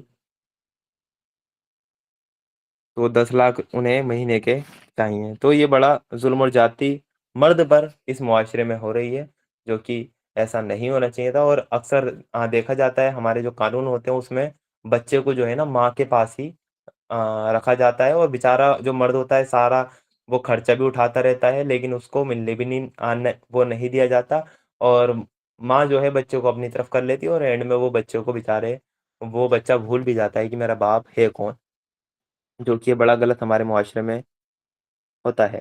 پھر آیت نمبر 234 میں اللہ تعالیٰ نے کہا، تم میں سے جو لوگ مر جائیں ان کے پیچھے اگر ان کی بیویاں زندہ ہوں تو وہ اپنے آپ کو 4 مہینے 10 دن تک روکے رکھیں۔ یہ ہے بیوہ کے لیے عدت۔ طلاق یافتہ کی عدت تھی 3 حیض تک، لیکن بیوہ کی عدت ہے 4 مہینے 10 دن، جس کا شوہر کا انتقال ہو جائے۔ پھر جب ان کی عدت پوری ہو جائے تو انہیں اختیار ہے کہ اپنے بارے میں بھی بھلے طریقے سے جو چاہے کرے، یعنی بیوہ کو بھی اختیار ہے کہ پھر اپنا نکاح جہاں مرضی وہاں کر سکتی ہے، اسے کسی سے پوچھنے کی ضرورت نہیں ہے۔ گھر والوں کو بتائے، گھر والے کروا رہے ہیں تو ٹھیک، نہ کروا رہے تو کر کے بتا دے، ہو گیا۔ تم پر اس کی کوئی ذمہ داری نہیں، اللہ تم سب کے کاموں کی خبر رکھتا ہے۔ ہمارے معاشرے میں ایسا ہوتا ہے نا کہ بھئی ایک خاتون ہے، وہ مطلب بیوہ ہو گئی بیچاری، 40 سال کی ہیں، ان کے بچے فار ایگزامپل 18 یا 20 سال کے ہیں، لیکن وہ شادی کرنا چاہتی ہیں، اور معاشرہ کہتا ہے کہ بھئی بچوں کے لیے آپ کیوں کر رہی ہیں شادی، ان بچوں کو پالے پولے۔ بھئی اس خاتون کو ضرورت ہے وہ پھر کر کے بتا دے کہ کر لی میں نے شادی۔ یہ ظلم ہے عورت پر، یہ ظلم ہے عورت پہ جو ہمارے معاشرے میں ہو رہا ہے، اس لیے اللہ تعالیٰ نے ایجاد کیا ہے کہ اگر طلاق یافتہ ہیں، بیوہ ہیں، آپ اپنے ڈیسیزن خود لیں، آپ کر کے بتا دیں۔ میں نام نہیں بتاؤں گا، لیکن ایک پروفائل ہمارے پاس میٹری منی پر ایسی آئی ہے جو کہ بیوہ ہیں، ان کے دو بچے ہیں جو کہ 18 یا 20 سال کے ہیں، لیکن ان خاتون نے خود بتایا ہے کہ میری پروفائل انہوں نے اپنے نام سے نہیں دی ہے، نمبر 1 بات، اور انہوں نے کہا ہے کہ کوئی مناسب رشتہ ہو تو بتائیں، مجھے نیڈ ہے نکاح کی، لیکن معاشرہ وہ کرنے نہیں دے رہا ہے، گھر والے تلاش نہیں کر رہے، تو یہ بھی ظلم ہے اس عورت پہ، اس لیے اللہ تعالیٰ نے अल्लाह ताला ने इस चीज को औरत के इख्तियार में दिया है, तो बेहतर यही है कि ढूंढें खुद और करके बता दें कि हो चुका है। इसके बाद आयत नंबर 235 में अल्लाह ताला ने कहा, इद्दत के इद्दत के जमाने में चाहे तुम उन बेवा औरतों के साथ मंगनी का इरादा इशारे के तौर पर कर दो, चाहे दिल में छिपाए रखो, दोनों हालतों में कोई हर्ज नहीं। अल्लाह जानता है कि उनका ख्याल तो तुम्हारे दिल में आएगा ही, मगर देखो खुफिया तौर पर कोई समझौता ना करना। अगर कोई बात करनी है तो भले तरीके से करो, और निकाह का नाता जोड़ने का फैसला उस वक्त तक ना करो जब तक कि इद्दत पूरी ना हो जाए। खूब समझ लो कि अल्लाह तुम्हारे दिलों का हाल तक जानता है, इसलिए उससे डरो, और ये भी जान लो कि अल्लाह बुर्दवार है और छोटी छोटी बातों को माफ कर देता है। ये आयत बड़ी हमारे लिए सोचने वाली है। अरब का मुआशरा ऐसा था कि अगर कोई औरत बेवा हुई या किसी का तलाक हुआ, तो अरब के मुआशरे में पता है क्या होता था? हजार मर्द बैठे रहते थे कि हम इससे निकाह करेंगे। वो कोई ऐब नहीं समझते थे। यहाँ तक कि उन्हें डर रहता था कि अभी इद्दत गुजर रही है कि वो कहीं और बात ना हो जाए, तो वो इद्दत के दौरान में ही मतलब पैगाम भेज दिया करते थे। तो अल्लाह ताला ने कह दिया, इद्दत के दौरान में आपको पैगाम नहीं भेजना है। हाँ, इशारतन खुफिया तौर पर आप कोई इशारतन बात कर दें, या कुछ इशारतन आप कुछ कहते हैं, हाँ कि वाजे तौर पे निकाह का पैगाम ना हो, इशारतन कुछ कह दें तो इसमें कोई हर्ज नहीं, लेकिन वाजे तौर पे निकाह का पैगाम इद्दत के दिनों में जायज नहीं है। तो वहां ऐसा होता था, ये एक से ज्यादा निकाह की बरकतें हैं कि मुआशरे में औरतों की जो की शॉर्टेज रहेगी। एक एक मर्द जब एक से ज्यादा निकाह करेगा तो औरतें तो इतनी नहीं है, इसलिए औरतों की डिमांड बढ़ जाएगी। वो अपने अपनी मन मर्जी के मेहर ले सकती हैं। हजरत उमर के दौर में ये मसला भी आया था। हजरत उमर के दौर में ये मसला आया कि औरतें मेहर इतना डिमांड कर रही हैं कि मर्द नहीं दे पा रहा है। तो हजरत उमर ने क्या करा, उसको मुतय्यन कर दिया कि इतना सबके लिए, हाँ कि सबके लिए फिक्स है। एक औरत खड़ी हुई और कहा, उमर उस चीज को तू कैसे मतलब रोक लगा सकता है जिस चीज को अल्लाह ताला ने हमारे लिए रखा है। तो हजरत उमर, ऐसा नहीं है कि तू खलीफा के खिलाफ बोल रही है, बल्कि अपनी गलती उन्होंने तस्लीम की और अपना जो जो कानून था उसको उन्होंने वापसी लिया। क्यों हुआ था ऐसा? क्योंकि औरतें कम थी, औरतें अपना मनचाहा मतलब शौहर ढूंढ सकती थी, और मेहर जितना मांगती थी उतना उतना उनको मिलता था। और औरतों के पास वो ज्यादा ऑप्शन भी आते हैं। एक तो ये ऑप्शन कि वो कुंवारों से भी निकाह कर सकती हैं, दूसरा ये ऑप्शन वो शादीशुदा से भी निकाह कर सकती हैं। तो कितने सारे ऑप्शन उनके पास आ गए। तो ये औरतों की, ये अल्लाह ताला ने वैल्यू बढ़ाई है, लेकिन इन इन अहकाम की, इन जो अल्लाह ताला ने ये हुक्म हमें दिए हैं उनकी हिकमतों को हम नहीं समझ पाते, और हम इस चीज को बड़ा ऐब हम समझते हैं। फिर आगे अल्लाह ताला ने आयत नंबर 236 में फरमाया, तुम पर कुछ गुनाह नहीं अगर अपनी औरतों को तलाक दे दो, इससे पहले कि हाथ लगाने की नौबत आए या मेहर मुकर्रर हो। इस सूरत में उन्हें वो कुछ न कुछ देना जरूर चाहिए। खुशहाल आदमी अपनी ताकत के मुताबिक और गरीब अपनी सकत के मुताबिक भले तरीके से दे, ये हक है नेक आदमियों पर। यानी ऐसा होता है कि निकाह हुआ है लेकिन हम बिस्तरी नहीं हुई है, और तलाक उनका हो चुका है, तो उसमें क्या है कि जो भी मतलब भले तरीके से आप कोई भी डील करना चाहते हैं वो आप कर लें। आयत नंबर 237 में अल्लाह ताला ने कहा, और अगर तुमने हाथ लगाने से पहले तलाक दी हो लेकिन मेहर मुकर्रर किया जा चुका हो, इस सूरत में आधा मेहर देना होगा। यानी हाथ नहीं लगाया है लेकिन मेहर मुकर्रर था, तो इस सूरत में आपको आधा मेहर देना होगा। ये और बात है कि औरत वो नरमी बरते और मेहर ना ले, या वो मर्द जिसके इख्तियार में निकाह है वो नरमी से काम ले और पूरा मेहर दे दे। तुम यानी मर्द वो नरमी से काम लो तो ये तकवा से ज्यादा निस्बत रखता है। आपस के मामलों में फयाजी को ना भूलो, तुम्हारे अमाल को अल्लाह देख रहा है। अल्लाह ताला ने दोनों साइड बता दिया कि औरत वो नरमी बरते और वो अपना आधा भी न ले, पूरा ही माफ कर दे, और मर्द को भी बता दिया कि वो पूरा ही दे दे। यानी कि तकवा के नजदीक दोनों चीजें हैं। फिर आयत नंबर 238 में अल्लाह ताला ने कहा, और अपनी नमाजों की निगरानी करो, खास तौर से ऐसी नमाज की जो नमाजों की खूबियों को समेटे हुए है हो। अल्लाह के आगे इस तरह खड़े हो जैसे फरमाबरदार गुलाम खड़े होते हैं। बदअमनी की हालत हो तो चाहे पैदल हो या सवार, जिस तरह मुमकिन हो नमाज पढ़ो। जब अमन हासिल हो जाए तो अल्लाह को उस तरीके से याद करो जो उसने तुम्हें सिखा दिया है, जिससे तुम पहले नवाकिफ थे। यहाँ बीच में नमाज का हुक्म आया है کہ چاہے کیسی بھی حالت ہو آپ کو نماز پڑھنی ہے، چاہے پیدل ہو چاہے سواری پہ ہو، جس طرح ممکن ہو نماز پڑھو، کھڑے ہو کے پڑھ سکتے ہو کھڑے ہو کے پڑھ لو، کرسی پہ بیٹھ کے پڑھ لو، ٹھیک ہے، اشارتاً پڑھ لو، سائڈ والے کو پتہ بھی نہ چلے گا آپ کی نماز ہو جائے گی، ایسی مطلب کہ وہ نماز پڑھ لو، اور جب امن حاصل ہو جائے یعنی اطمینان اور سکون کی جگہ آپ آ جاؤ تو اللہ تعالیٰ کی نماز اس طرح ہی پڑھنی ہے جس طرح اللہ تعالیٰ نے ہمیں سکھائی ہے، پھر اس میں پروپر رکوع ہوں گے، پروپر سجدے ہوں گے، ٹھیک ہے، اس میں پروپر سلام پھیرا جائے گا اور پروپر نماز پڑھی جائے گی، لیکن اگر کی سفر میں ہے یا بدامنی کی حالت میں ہے، ایسی جگہیں آپ کی وہی دوسری قوم کے لوگ ہیں اور آپ کو نماز پڑھتے ہوئے دیکھیں گے تو آپ کو لگتا ہے کہ مسئلے ہو سکتے ہیں، تو آپ اشارتاً نماز پڑھ لیں، ان کو پتہ بھی نہ چلے گا آپ نے نماز پڑھ لی، لیکن نماز چھوڑنی نہیں ہے، چھوڑنے کا عذر نہیں ہے، اللہ تعالیٰ نے یہی بتا دیا۔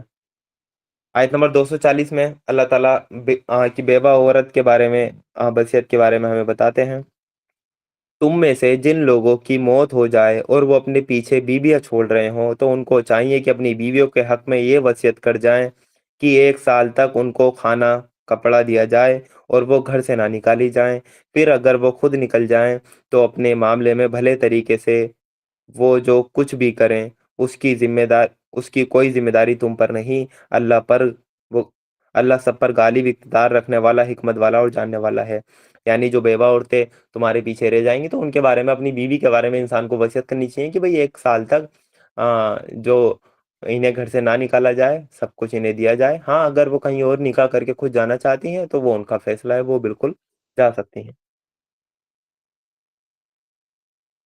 آیت نمبر 241 میں اللہ تعالیٰ نے کہا اسی طرح جن عورتوں کو طلاق دی گئی ہو انہیں بھی مناسب طور پر وہ کچھ نہ کچھ دے کر ودا کیا جائے، یہ حق ہے پرہیزگار لوگوں پر، یعنی جنہیں طلاق دی گئی ہے انہیں بھی کچھ نہ کچھ دے کر ودا کیا جائے، اللہ تعالیٰ نے کہا یہ حق ہے پرہیزگار لوگوں پر، ایسا نہ ہو کہ وہ ایلی منی کی ڈیمانڈ کر رہی ہے اور وہ لاکھ روپے لے کر جا رہی ہے، ہاں ایک ہی مطلب ون ٹائم دیں اسے جتنا دینا ہے، ون ٹائم دے دیں، وہ ہر مہینے کا وہ 10 لاکھ روپیہ اس کا نہ باندھے، بھائی کہاں سے دے گا، کچھ کیسز ایسے ہیں کہ بھائی 80,000 روپے عورت مطلب کہ لے رہی ہے اور جج کے سامنے وہ کیس رکھا گیا، اس نے کہا مرد نے 25,000 روپے مہینہ تو میں خود کماتا ہوں، میں 80,000 روپے مہینہ اسے کہاں سے دوں، اس نے تو اپنا کیس اسٹرانگ کر لیا، اب 80,000 روپے مہینہ میں اسے کہاں سے دوں، ایسے ایسے کیس ہیں بے وقوفی بھرے یہاں کیس چل رہے ہیں، تو یہ کہ ون ٹائم جتنا دینا ہے ایک بار میں دے کے ان کو آپ الگ کر سکتے ہیں، اور یہ اللہ تعالیٰ نے حق بتایا پرہیزگاروں پر، لیکن اپنی استطاعت کے مطابق وہ دے گا، اس سے زیادہ کا مکلف وہ نہیں ہے۔ آیت نمبر 242 میں اللہ تعالیٰ نے کہا اس طرح اللہ اپنے احکام تمہیں صاف صاف بتاتا ہے، امید ہے کہ تم سمجھ بوجھ کر کام کرو گے، یعنی اللہ تعالیٰ کے احکام کتنے صاف صاف ہے، کتنی اللہ تعالیٰ نے واضح طور پر ہمیں بتا دیے ہیں۔ آیت نمبر 243 میں اللہ تعالیٰ ہمیں بتائیں گے کہ موت کے خوف سے تم اللہ تعالیٰ کی راہ میں جہاد سے نہ رکنا، موت تو تمہیں آنی ہے، اللہ تعالیٰ یہی بتائیں گے۔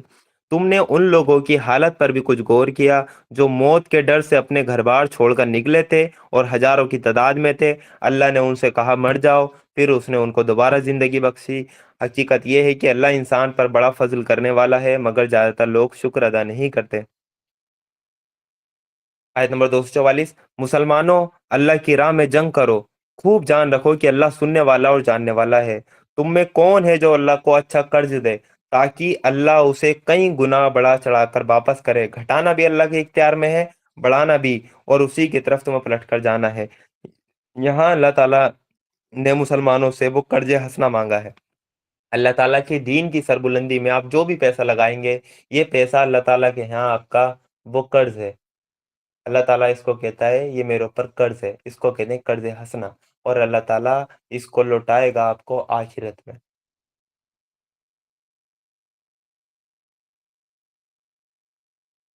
آیت نمبر 246 سے مسلسل 252 آیتوں تک بنی اسرائیل میں طالوت اور جالوت کا ذکر آئے گا، کہ جو بنی اسرائیل میں آ، وہ داؤد علیہ السلام کا ذکر بھی وہ ان آیتوں میں آئے گا۔ پھر تم نے اس معاملے پر بھی غور کیا جو موسیٰ کے بعد بنی اسرائیل کے سرداروں کو پیش آیا تھا، انہوں نے اپنے نبی سے کہا ہمارے لیے ایک بادشاہ مقرر کر دو تاکہ ہم اللہ کی راہ میں جنگ کریں۔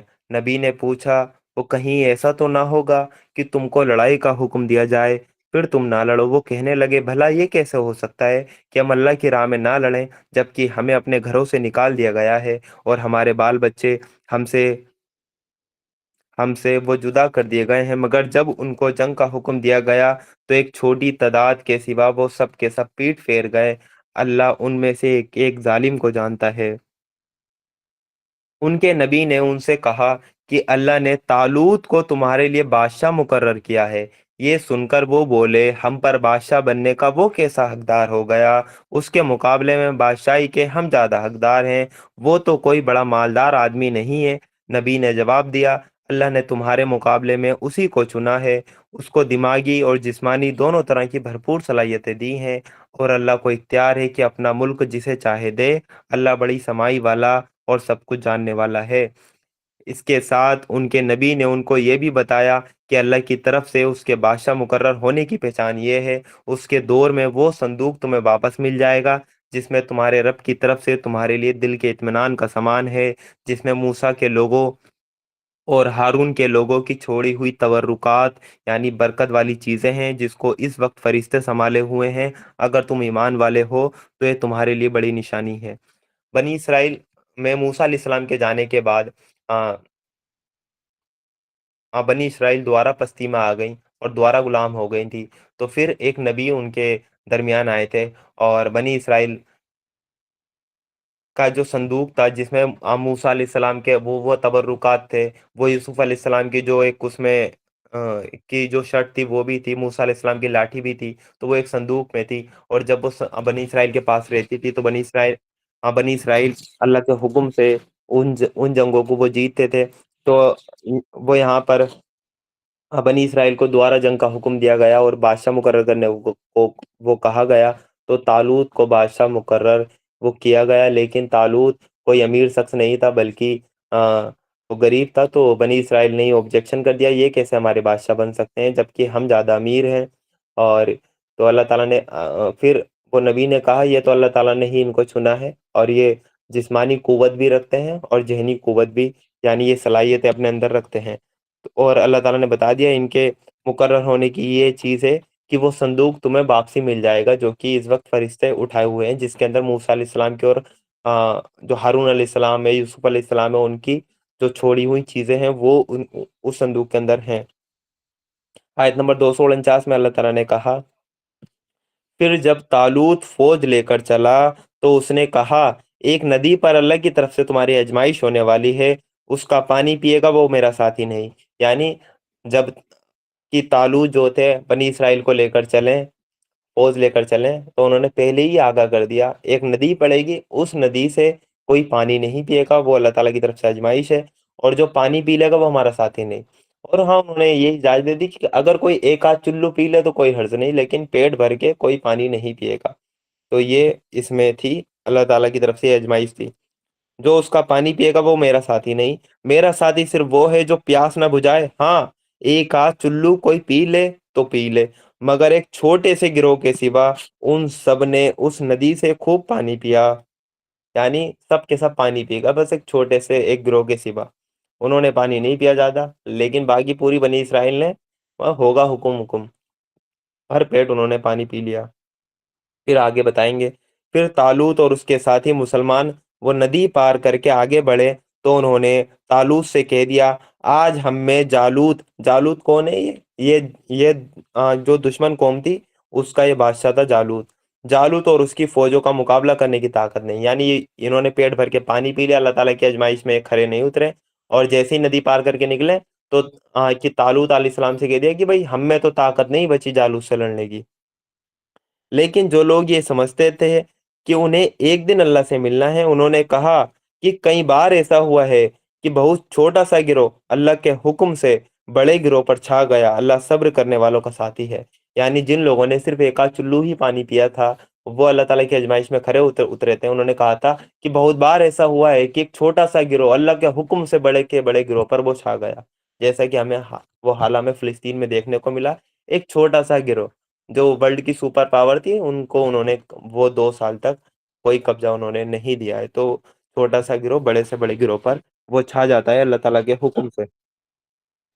फिर आयत नंबर 250 में कहा, और जब वो जालूत और उसकी फौजों के मुकाबले पर निकले तो उन्होंने दुआ की, ये हमारे रब हम पर वो सब्र की बारिश कर हमारे कदम जमा दे, इस कुफ्र करने वाले गिरोह पर कामयाबी दे।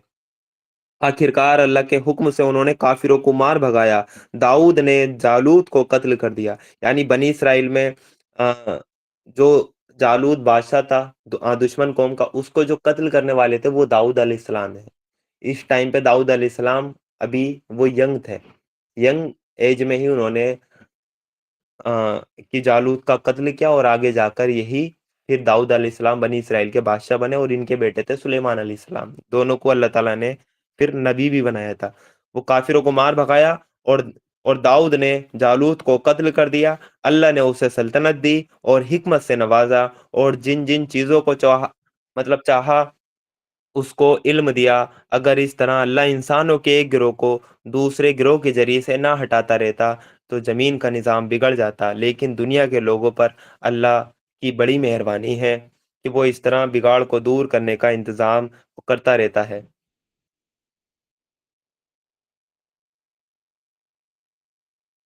आयत नंबर 252।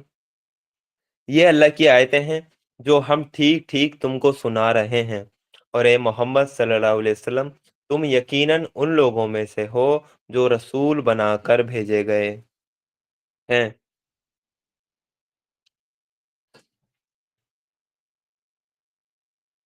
आयत नंबर 253। यहाँ से हमारा तीसरा पारा का आगाज होता है, आयत नंबर 253 से। दो पारे अल्हम्दुलिल्लाह हमारे मुकम्मल हो चुके हैं। ये रसूल जो हमारी तरफ से इंसानों को रास्ता दिखाने के लिए भेजे गए हैं, हमने उनको एक दूसरे से बढ़ चढ़कर वो दर्जे अता किए। उनमें से कोई ऐसा था जिससे अल्लाह ने खुद बातें की। वो कौन थे? मूसा अलैहिस्सलाम। वो किसी को उसने दूसरी हैसियतों से ऊंचे मतलब कि वो दर्जे दिए। आखिर में मरियम के बेटे ईसा को रोशन निशानियां अता की, और रूह पाक से उसकी मदद की। अगर अल्लाह चाहता तो मुमकिन ना था कि इन रसूलों के बाद जो लोग रोशन निशानियां देख चुके थे वो आपस में लड़ते, मगर अल्लाह ये नहीं चाहता कि लोगों को कि जबरन इख्तिलाफात से रोके।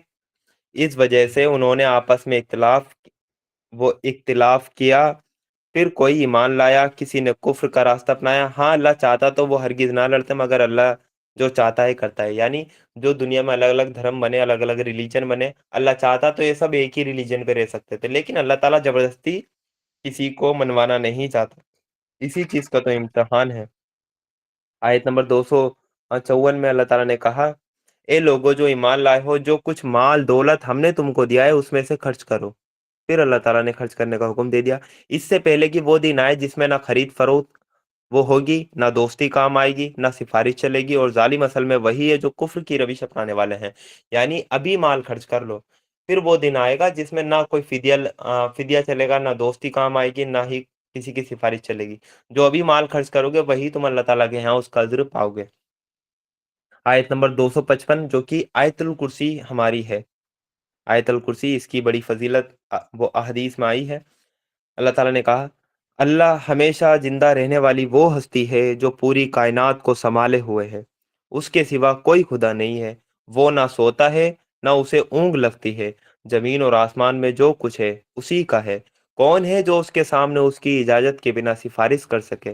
जो कुछ बंदों के सामने है उसे भी वो जानता है, और जो कुछ उनसे ओझल है उसे भी वो जानता है। और उसके इल्म में से कोई चीज उनके इल्म की पकड़ में नहीं आ सकती। ये और बात है कि किसी चीज का इल्म वो खुद ही उनको देना चाहे। उसकी हुकूमत आसमान और जमीनों पर छाई हुई है, और उनकी देखभाल उसके लिए कोई थका देने वाला काम नहीं है। बस वही एक बुजुर्ग और बरतर हस्ती है। आयतल कुर्सी अल्लाह ताला की सिफात के एतबार से की जामे तरीन वो आयत है। कोई भी किसी का भी झूठा खुदा आयतल कुर्सी में जो क्राइटेरिया बताया गया है उसको पार नहीं कर सकता, वो सब फेल हो जाएंगे। ये सिर्फ अल्लाह ताला की सिफात है कि अल्लाह ताला को ना ऊँग आती है ना उसको नींद आती है। दूसरों के खुदा वो खुदा सोते भी हैं, वो भूल भी जाते हैं कि उनका बेटा कौन था। वो अपने ही बेटे की गर्दन भी काट देते हैं, फिर उनसे अपने बेटे की वो गर्दन भी नहीं लगती। फिर कोई तीसरा पर्सन आके उन्हें बताता है कि गर्दन ऐसे लगेगी, फिर वो लेने जाते हैं तो उन्हें इंसान की गर्दन नहीं मिलती, उन्हें हाथी की मिलती है। वो हाथी की लगा देते हैं। तो इन्हें कुछ नहीं पता है। ये सिर्फ अल्लाह ताला ही है जो हर चीज का इल्म रखता है। फिर आयत नंबर 256 में अल्लाह ताला ने बता दिया कि हमें तागूत से कुफ्र करना है, तागूत का हमें इनकार करना है। तागूत वो होता है कि जो अल्लाह ताला के मुकाबले में आए, और सबसे बड़ा तागूत वो है जो अल्लाह ताला की ज़मीन पे अल्लाह ताला का कानून नाफिज ना करके अपना कानून चलाना चाहे, वो है तागूत। इसका हमें इनकार करना है। दुनिया की तमाम हुकूमतें जो आज के टाइम में वो सब के सब तागूत हैं, मैं आपको बता दूं, और इन सब का हमें इनकार करना है। अल्लाह ताला ने वो यही कहा है। दीन के मामले में कोई जोर जबरदस्ती नहीं है। सही बात वो गलत ख्यालात से छांट कर अलग रख दी गई है। अब जो कोई तागूत का इनकार करके अल्लाह पर ईमान ले आया, उसने एक ऐसा मजबूत सहारा थाम लिया जो कभी टूटने वाला नहीं। और अल्लाह जिसका सहारा उसने लिया है, सब कुछ सुनने और जानने वाला है। जो लोग ईमान लाते हैं, उनका हिमायती और मददगार अल्लाह है। वो उनको अंधेरे से रोशनी में निकाल लाता है। और जो और जो लोग वो कुफ्र का रास्ता अपनाते हैं, उनके हिमायती और मददगार तागूत यानी बड़े हुए सर्कस और फसादी हैं, और वो उन्हें रोशनी से अंधेरों की तरफ खींच ले जाते हैं। ये आग में जाने वाले लोग हैं जहां ये हमेशा रहेंगे। आयत नंबर 258 में इब्राहिम अलैहिस्सलाम और जो नमरूद है, उनकी डिबेट होती है। वो, क्या तुमने उस आदमी के हाल पर गौर नहीं किया जिसने इब्राहिम से झगड़ा किया था? झगड़ा इस बात पर कि इब्राहिम का रब कौन है, इस वजह से कि उस आदमी को अल्लाह ने हुकूमत दे रखी थी। जब इब्राहिम ने कहा मेरा रब वो है जिसके इख्तियार में जिंदगी और मौत है, तो उसने जवाब दिया जिंदगी और मौत तो मेरे इख्तियार में है। इब्राहिम ने कहा अच्छा, यानी उसने क्या किया था कि दो कैदी बुलाए थे अपने। एक कैदी एक कैदी को सजाए मौत दे दी और एक कैदी को छोड़ दिया। वो कहा देखो, मैंने जिसको चाहे जिंदगी दे दी, जिसको चाहे मौत दे दी, तो ये तो मेरे इख्तियार में है। तो इब्राहिम अलैहिस्सलाम ने डिबेट में फिर अपना अगला पॉइंट रखा। इब्राहिम ने कहा अच्छा, अल्लाह सूरज को पूरब से निकालता है, तू जरा उसे पश्चिम से निकाल ला। तू खुदाई का दावा कर रहा है, तो अल्लाह ताला तो सूरज को पूरब से निकालता है। तू अगर रब है तो पश्चिम से निकाल कर दिखा, तब माने तुझको रब। ये सुनकर वो हक का दुश्मन हक्का बक्का रह गया, मगर अल्लाह जालिमों को सीधा रास्ता नहीं दिखाया करता। या फिर मिसाल के तौर पर उस आदमी को देखो जिसका गुजर एक बस्ती पर हुआ, जो अपनी छतों पर औंधी गिरी पड़ी थी। ये उज़ैर अलैहिस्सलाम की बात चल रही है। उज़ैर अलैहिस्सलाम को अल्लाह ताला ने 100 साल तक सुलाया और फिर उनको जिंदा किया, और ताकि वो लोगों के लिए एक नसीहत हो, आखिरत पे ईमान मजबूत हो। इसी के सिलसिले में उज़ैर अलैहिस्सलाम का ये वाक़या है जो कि आयत नंबर 259 में अल्लाह ताला ने कहा। या फिर मिसाल के तौर पर उस आदमी को देखो जिसका गुज़र एक ऐसी बस्ती पर हुआ जो अपनी छतों पर औंधी गिरी पड़ी थी। उसने कहा ये आबादी जो तबाह हो चुकी है, इसे अल्लाह किस तरह दोबारा ज़िंदगी देगा, यानी आखिरत में इनको कैसे उठाएगा। इस पर अल्लाह ने उसकी जान निकाल ली और वो 100 साल तक मुर्दा पड़ा रहा। फिर अल्लाह ने उसे दोबारा ज़िंदगी दी। उससे पूछा बताओ कितनी मुद्दत तक पड़े रहे? उसने कहा 1 दिन या कुछ घंटे तक।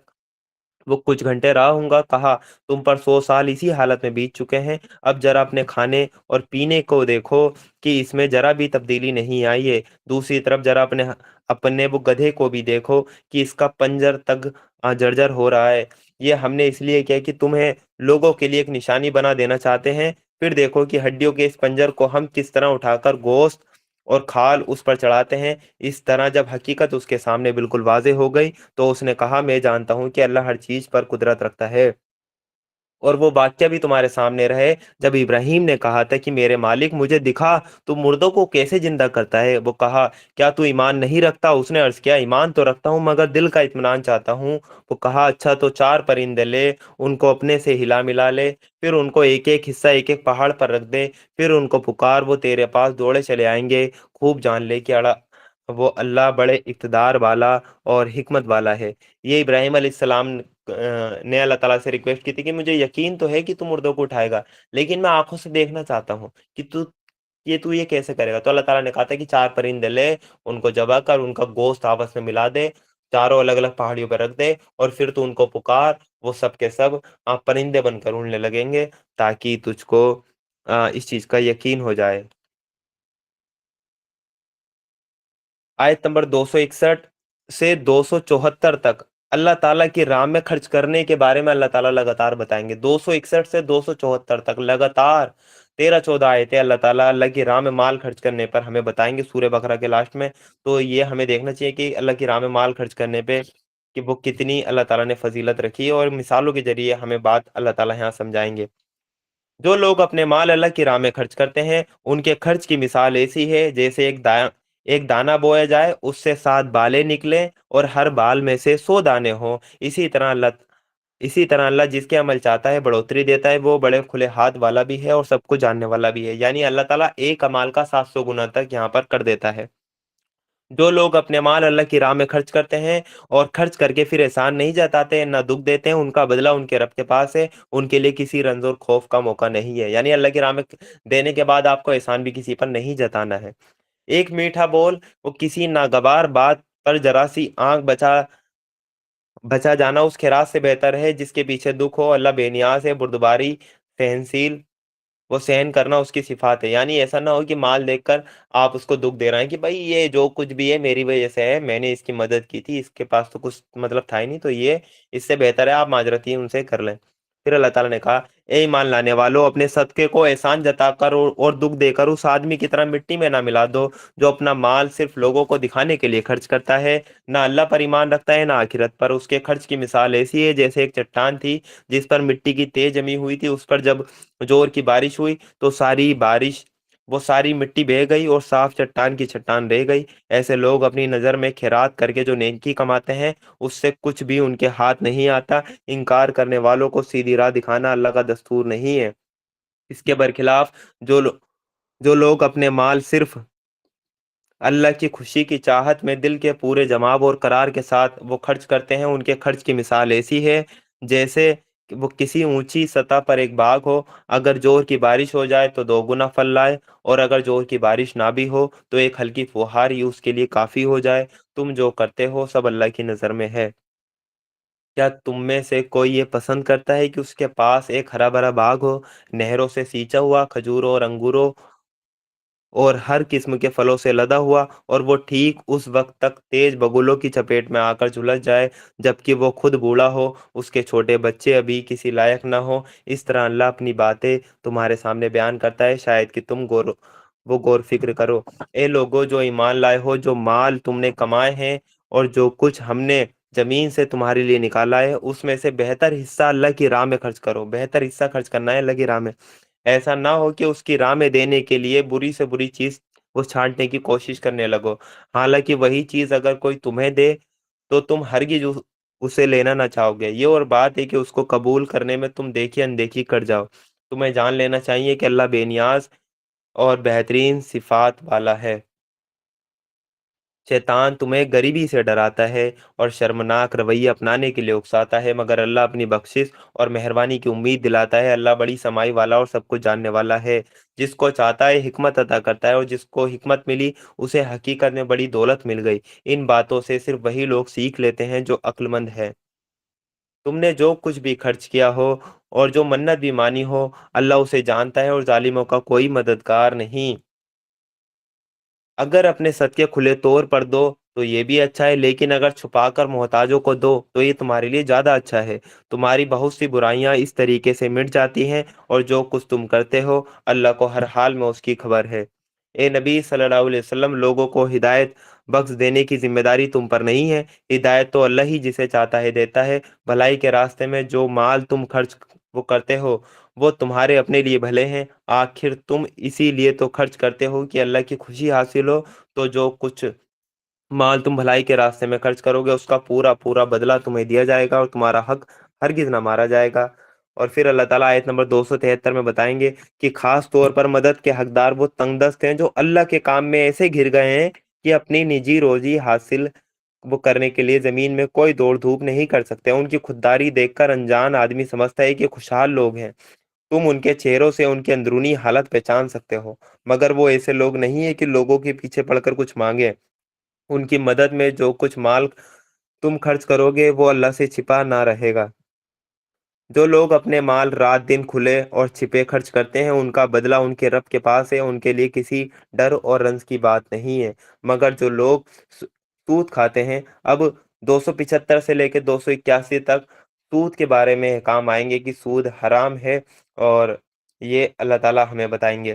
مگر جو لوگ سود کھاتے ہیں ان کا حال اس آدمی جیسا ہوتا ہے جسے شیطان نے چھو کر بابلا کر دیا ہو، اور اس حالت میں ان کے مبتلا ہونے کی وجہ یہ ہے کہ وہ کہتے ہیں تجارت بھی تو آخر سود ہی جیسی ہے۔ حالانکہ اللہ نے تجارت کو حلال کیا اور سود کو حرام، اس لیے جس آدمی کو اس کے رب کی طرف سے یہ نصیحت پہنچے اور آگے کے لیے وہ سود خوری سے رک جائے، تو جو کچھ وہ پہلے کھا چکا سو کھا چکا، اس کا معاملہ اللہ کے حوالے ہے۔ اور پھر جو اس حکم کے بعد پھر اسی حرکت کو دوبارہ کرے وہ جہنمی ہے، وہ ہمیشہ رہے گا۔ اللہ سود کا مٹھ مار دیتا ہے، خیرات کو بڑھاتا چڑھاتا ہے، اور اللہ کسی ناشکرے برے عمل والے کو پسند نہیں کرتا۔ ہاں، جو لوگ ایمان لے آئیں، اچھے کام کریں، نماز قائم کریں، زکوٰۃ دیں، ان کا بدلہ بے شک ان کے رب کے پاس ہے، ان کے لیے کسی ڈر اور رنج کا موقع نہیں ہے۔ اے لوگوں جو ایمان لائے ہو، اللہ سے ڈرو، اور جو کچھ تمہارا سود لوگوں پر باقی رہ گیا ہو اسے چھوڑ دو، اگر حقیقت میں تم ایمان والے ہو۔ لیکن اگر تم نے ایسا نہ کیا تو آگاہ ہو جاؤ کہ اللہ اور اس کے رسول کی طرف سے تمہارے خلاف اعلان جنگ ہے۔ سود خور کے خلاف اللہ اور اس کے رسول سے اعلان جنگ اللہ تعالیٰ نے آیت نمبر 279 میں ہمیں بتا دیا۔ اب بھی توبہ کر لو اور سود چھوڑ دو تو اپنا اصل سرمایہ لینے کے تم حقدار ہو، نہ ظلم کرو، نہ تم پر ظلم کیا جائے۔ تمہارا قرض دار تنگی میں ہو تو ہاتھ کھلنے تک اسے مہلت دو، اگر خیرات کر دو تو یہ تمہارے لیے زیادہ بہتر ہے، اگر تم سمجھو۔ اس دن کی رسوائی اور مصیبت سے بچو جبکہ تم اللہ کی طرف واپس ہوں گے، وہاں ہر آدمی اپنی کمائی ہوئی نیکی یا بدی کا پورا پورا بدلہ مل جائے گا، اور کسی پر ظلم ہرگز نہیں کیا جائے گا۔ آیت نمبر 282 سے 283 تک لین دین اور تجارت پر ہدایت اللہ تعالیٰ ہمیں دیتے ہیں، اور آیت نمبر 282 جو ہے قرآن کی سب سے لمبی آیت ہے جو کہ لین دین کے بارے میں ہے۔ آیت یہ ہے: اے لوگو جو ایمان لائے ہو، جب کسی مقرر مدت کے لیے تم آپس میں قرض کا لین دین کرو تو اسے لکھ لیا کرو۔ دونوں فریقوں کے بیچ انصاف کے ساتھ ایک آدمی دستاویز لکھے جسے اللہ نے لکھنے پڑھنے کی قابلیت دی ہو، اسے لکھنے سے انکار نہ کرنا چاہیے۔ وہ لکھے اور بول کر وہ آدمی لکھائے جس پر حق آتا ہے۔ 282 آیت میں اللہ تعالیٰ نے دیکھیں یہ کیا احکام دیے ہیں، یعنی وہ قرض لینے والا، اسے اپنے رب سے ڈرنا چاہیے کہ وہ معاملہ طے ہوا ہو، اس میں کوئی وہ کمی بیشی نہ کرے۔ لیکن اگر قرض لینے والا خود نادان یا کمزور ہو یا بول کر وہ لکھا نہ سکتا ہو تو اس کا سرپرست انصاف کے ساتھ بول کر لکھوائے، پھر اپنے مردوں میں سے 2 آدمیوں کی اس پر گواہی کرا لو۔ اللہ تعالیٰ ہمیں یہاں یہی بتا رہے ہیں کہ جب آپ کوئی بھی قرض کا لین دین کریں نا تو اس میں لکھت پڑھت کر لیں، اس میں آپ کو گواہ بنا لیں تاکہ بعد میں آپ کو پریشانی آپ کو نہ ہو۔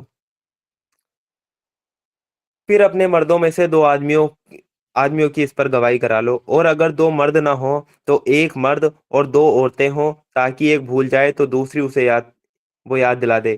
یہ گواہ ایسے لوگوں میں سے ہونے چاہیے جن کی گواہی تمہارے بیچ قبول کی جاتی ہو۔ وہ گواہوں کو جب گواہ بنانے کے لیے وہ کہا جائے تو انہیں انکار نہیں کرنا چاہیے، معاملہ چاہے چھوٹا ہو یا بڑا۔ مدت طے کر لینے کے ساتھ اس کی دستاویز لکھوا لینے میں سستی نہ کرو، اللہ کے نزدیک یہ طریقہ تمہارے لیے زیادہ انصاف والا ہے، اس سے گواہی قائم ہونے میں زیادہ آسانی ہوتی ہے، تمہارے شک اور شبہ میں پڑ جانے کی گنجائش وہ کم رہ جاتی ہے۔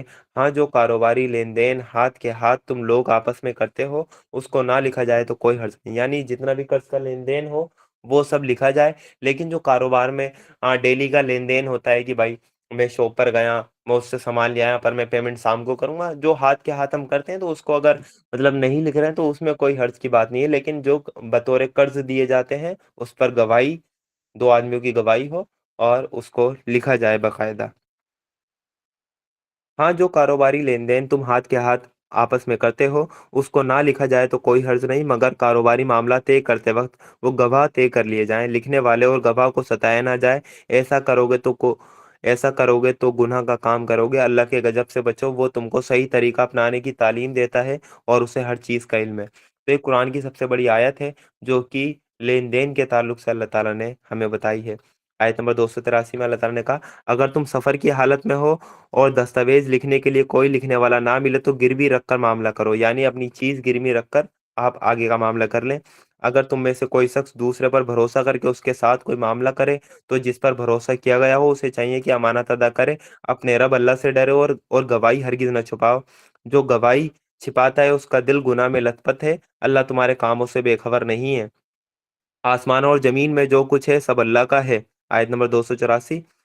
تم اپنے دل کی باتیں چاہے ظاہر کرو یا چھپاؤ، اللہ ہر حال میں ان کا حساب لے لے گا۔ پھر اسے اختیار ہے، جسے چاہے معاف کر دے، جسے چاہے سزا دے، اسے ہر چیز پر قدرت حاصل ہے۔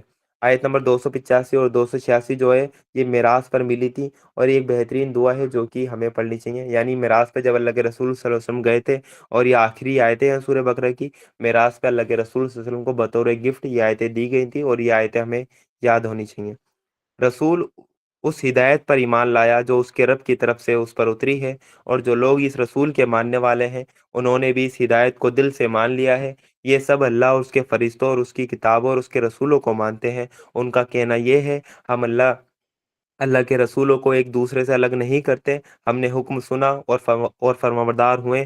مالک، ہم تجھ سے غلطیوں پر معافی چاہتے ہیں اور ہمیں تیری ہی طرف پلٹنا ہے۔ اب دعا آ رہی ہے جو کہ بڑی بہترین ہے۔ اللہ تعالیٰ نے کہا سورہ بقرہ کی آخری آیت میں، اللہ کسی جان پر اس کی طاقت سے بڑھ کر ذمہ داری کا بوجھ نہیں ڈالتا۔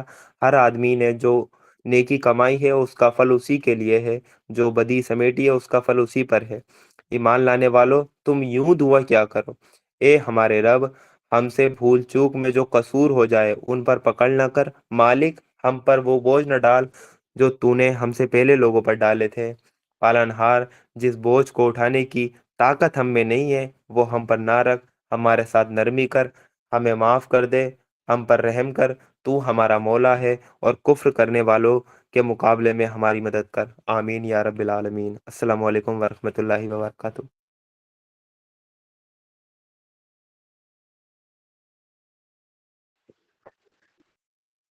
الحمدللہ، آج کے درس سے ہم نے بہت سی قیمتی باتیں سیکھنے کو ملی ہے۔ تو سب سے پہلے بھائی مواحد کا بہت بہت شکریہ جنہوں نے ہمارے لیے اتنی آسانیاں پیدا کری۔ اللہ تعالیٰ سے دعا ہے کہ جو کچھ ہم نے سنا اور سمجھا اسے ہماری زندگی کا حصہ بنا دے۔ اللہ تعالیٰ آپ سب کا تہہ دل سے شکریہ کہ آپ سب نے تیسرے دن بھی اپنی حاضری یقینی بنائی کہ کل پھر اسی وقت اسی جذبے کے ساتھ ہم اپنا سفر انشاءاللہ جاری رکھیں گے۔ تو اللہ تعالیٰ سے دعا ہے کہ ہمیں قرآن کو سمجھنے، اس پر عمل کرنے اور اسے دوسروں تک پہنچانے کی بھی اللہ تعالیٰ ہمیں توفیق اسی طرح فرماتا رہے، اور ہماری خطاؤں کو معاف اللہ تعالیٰ ہمیں کرتا رہے، ہمارے دلوں کو قرآن کی روشنی سے منور کرتا رہے، اور اس مجلس کو ہمارے لیے اللہ تعالیٰ نجات کا ذریعہ بنا دے۔ آمین یا رب العالمین۔ السلام علیکم ورحمۃ اللہ وبرکاتہ۔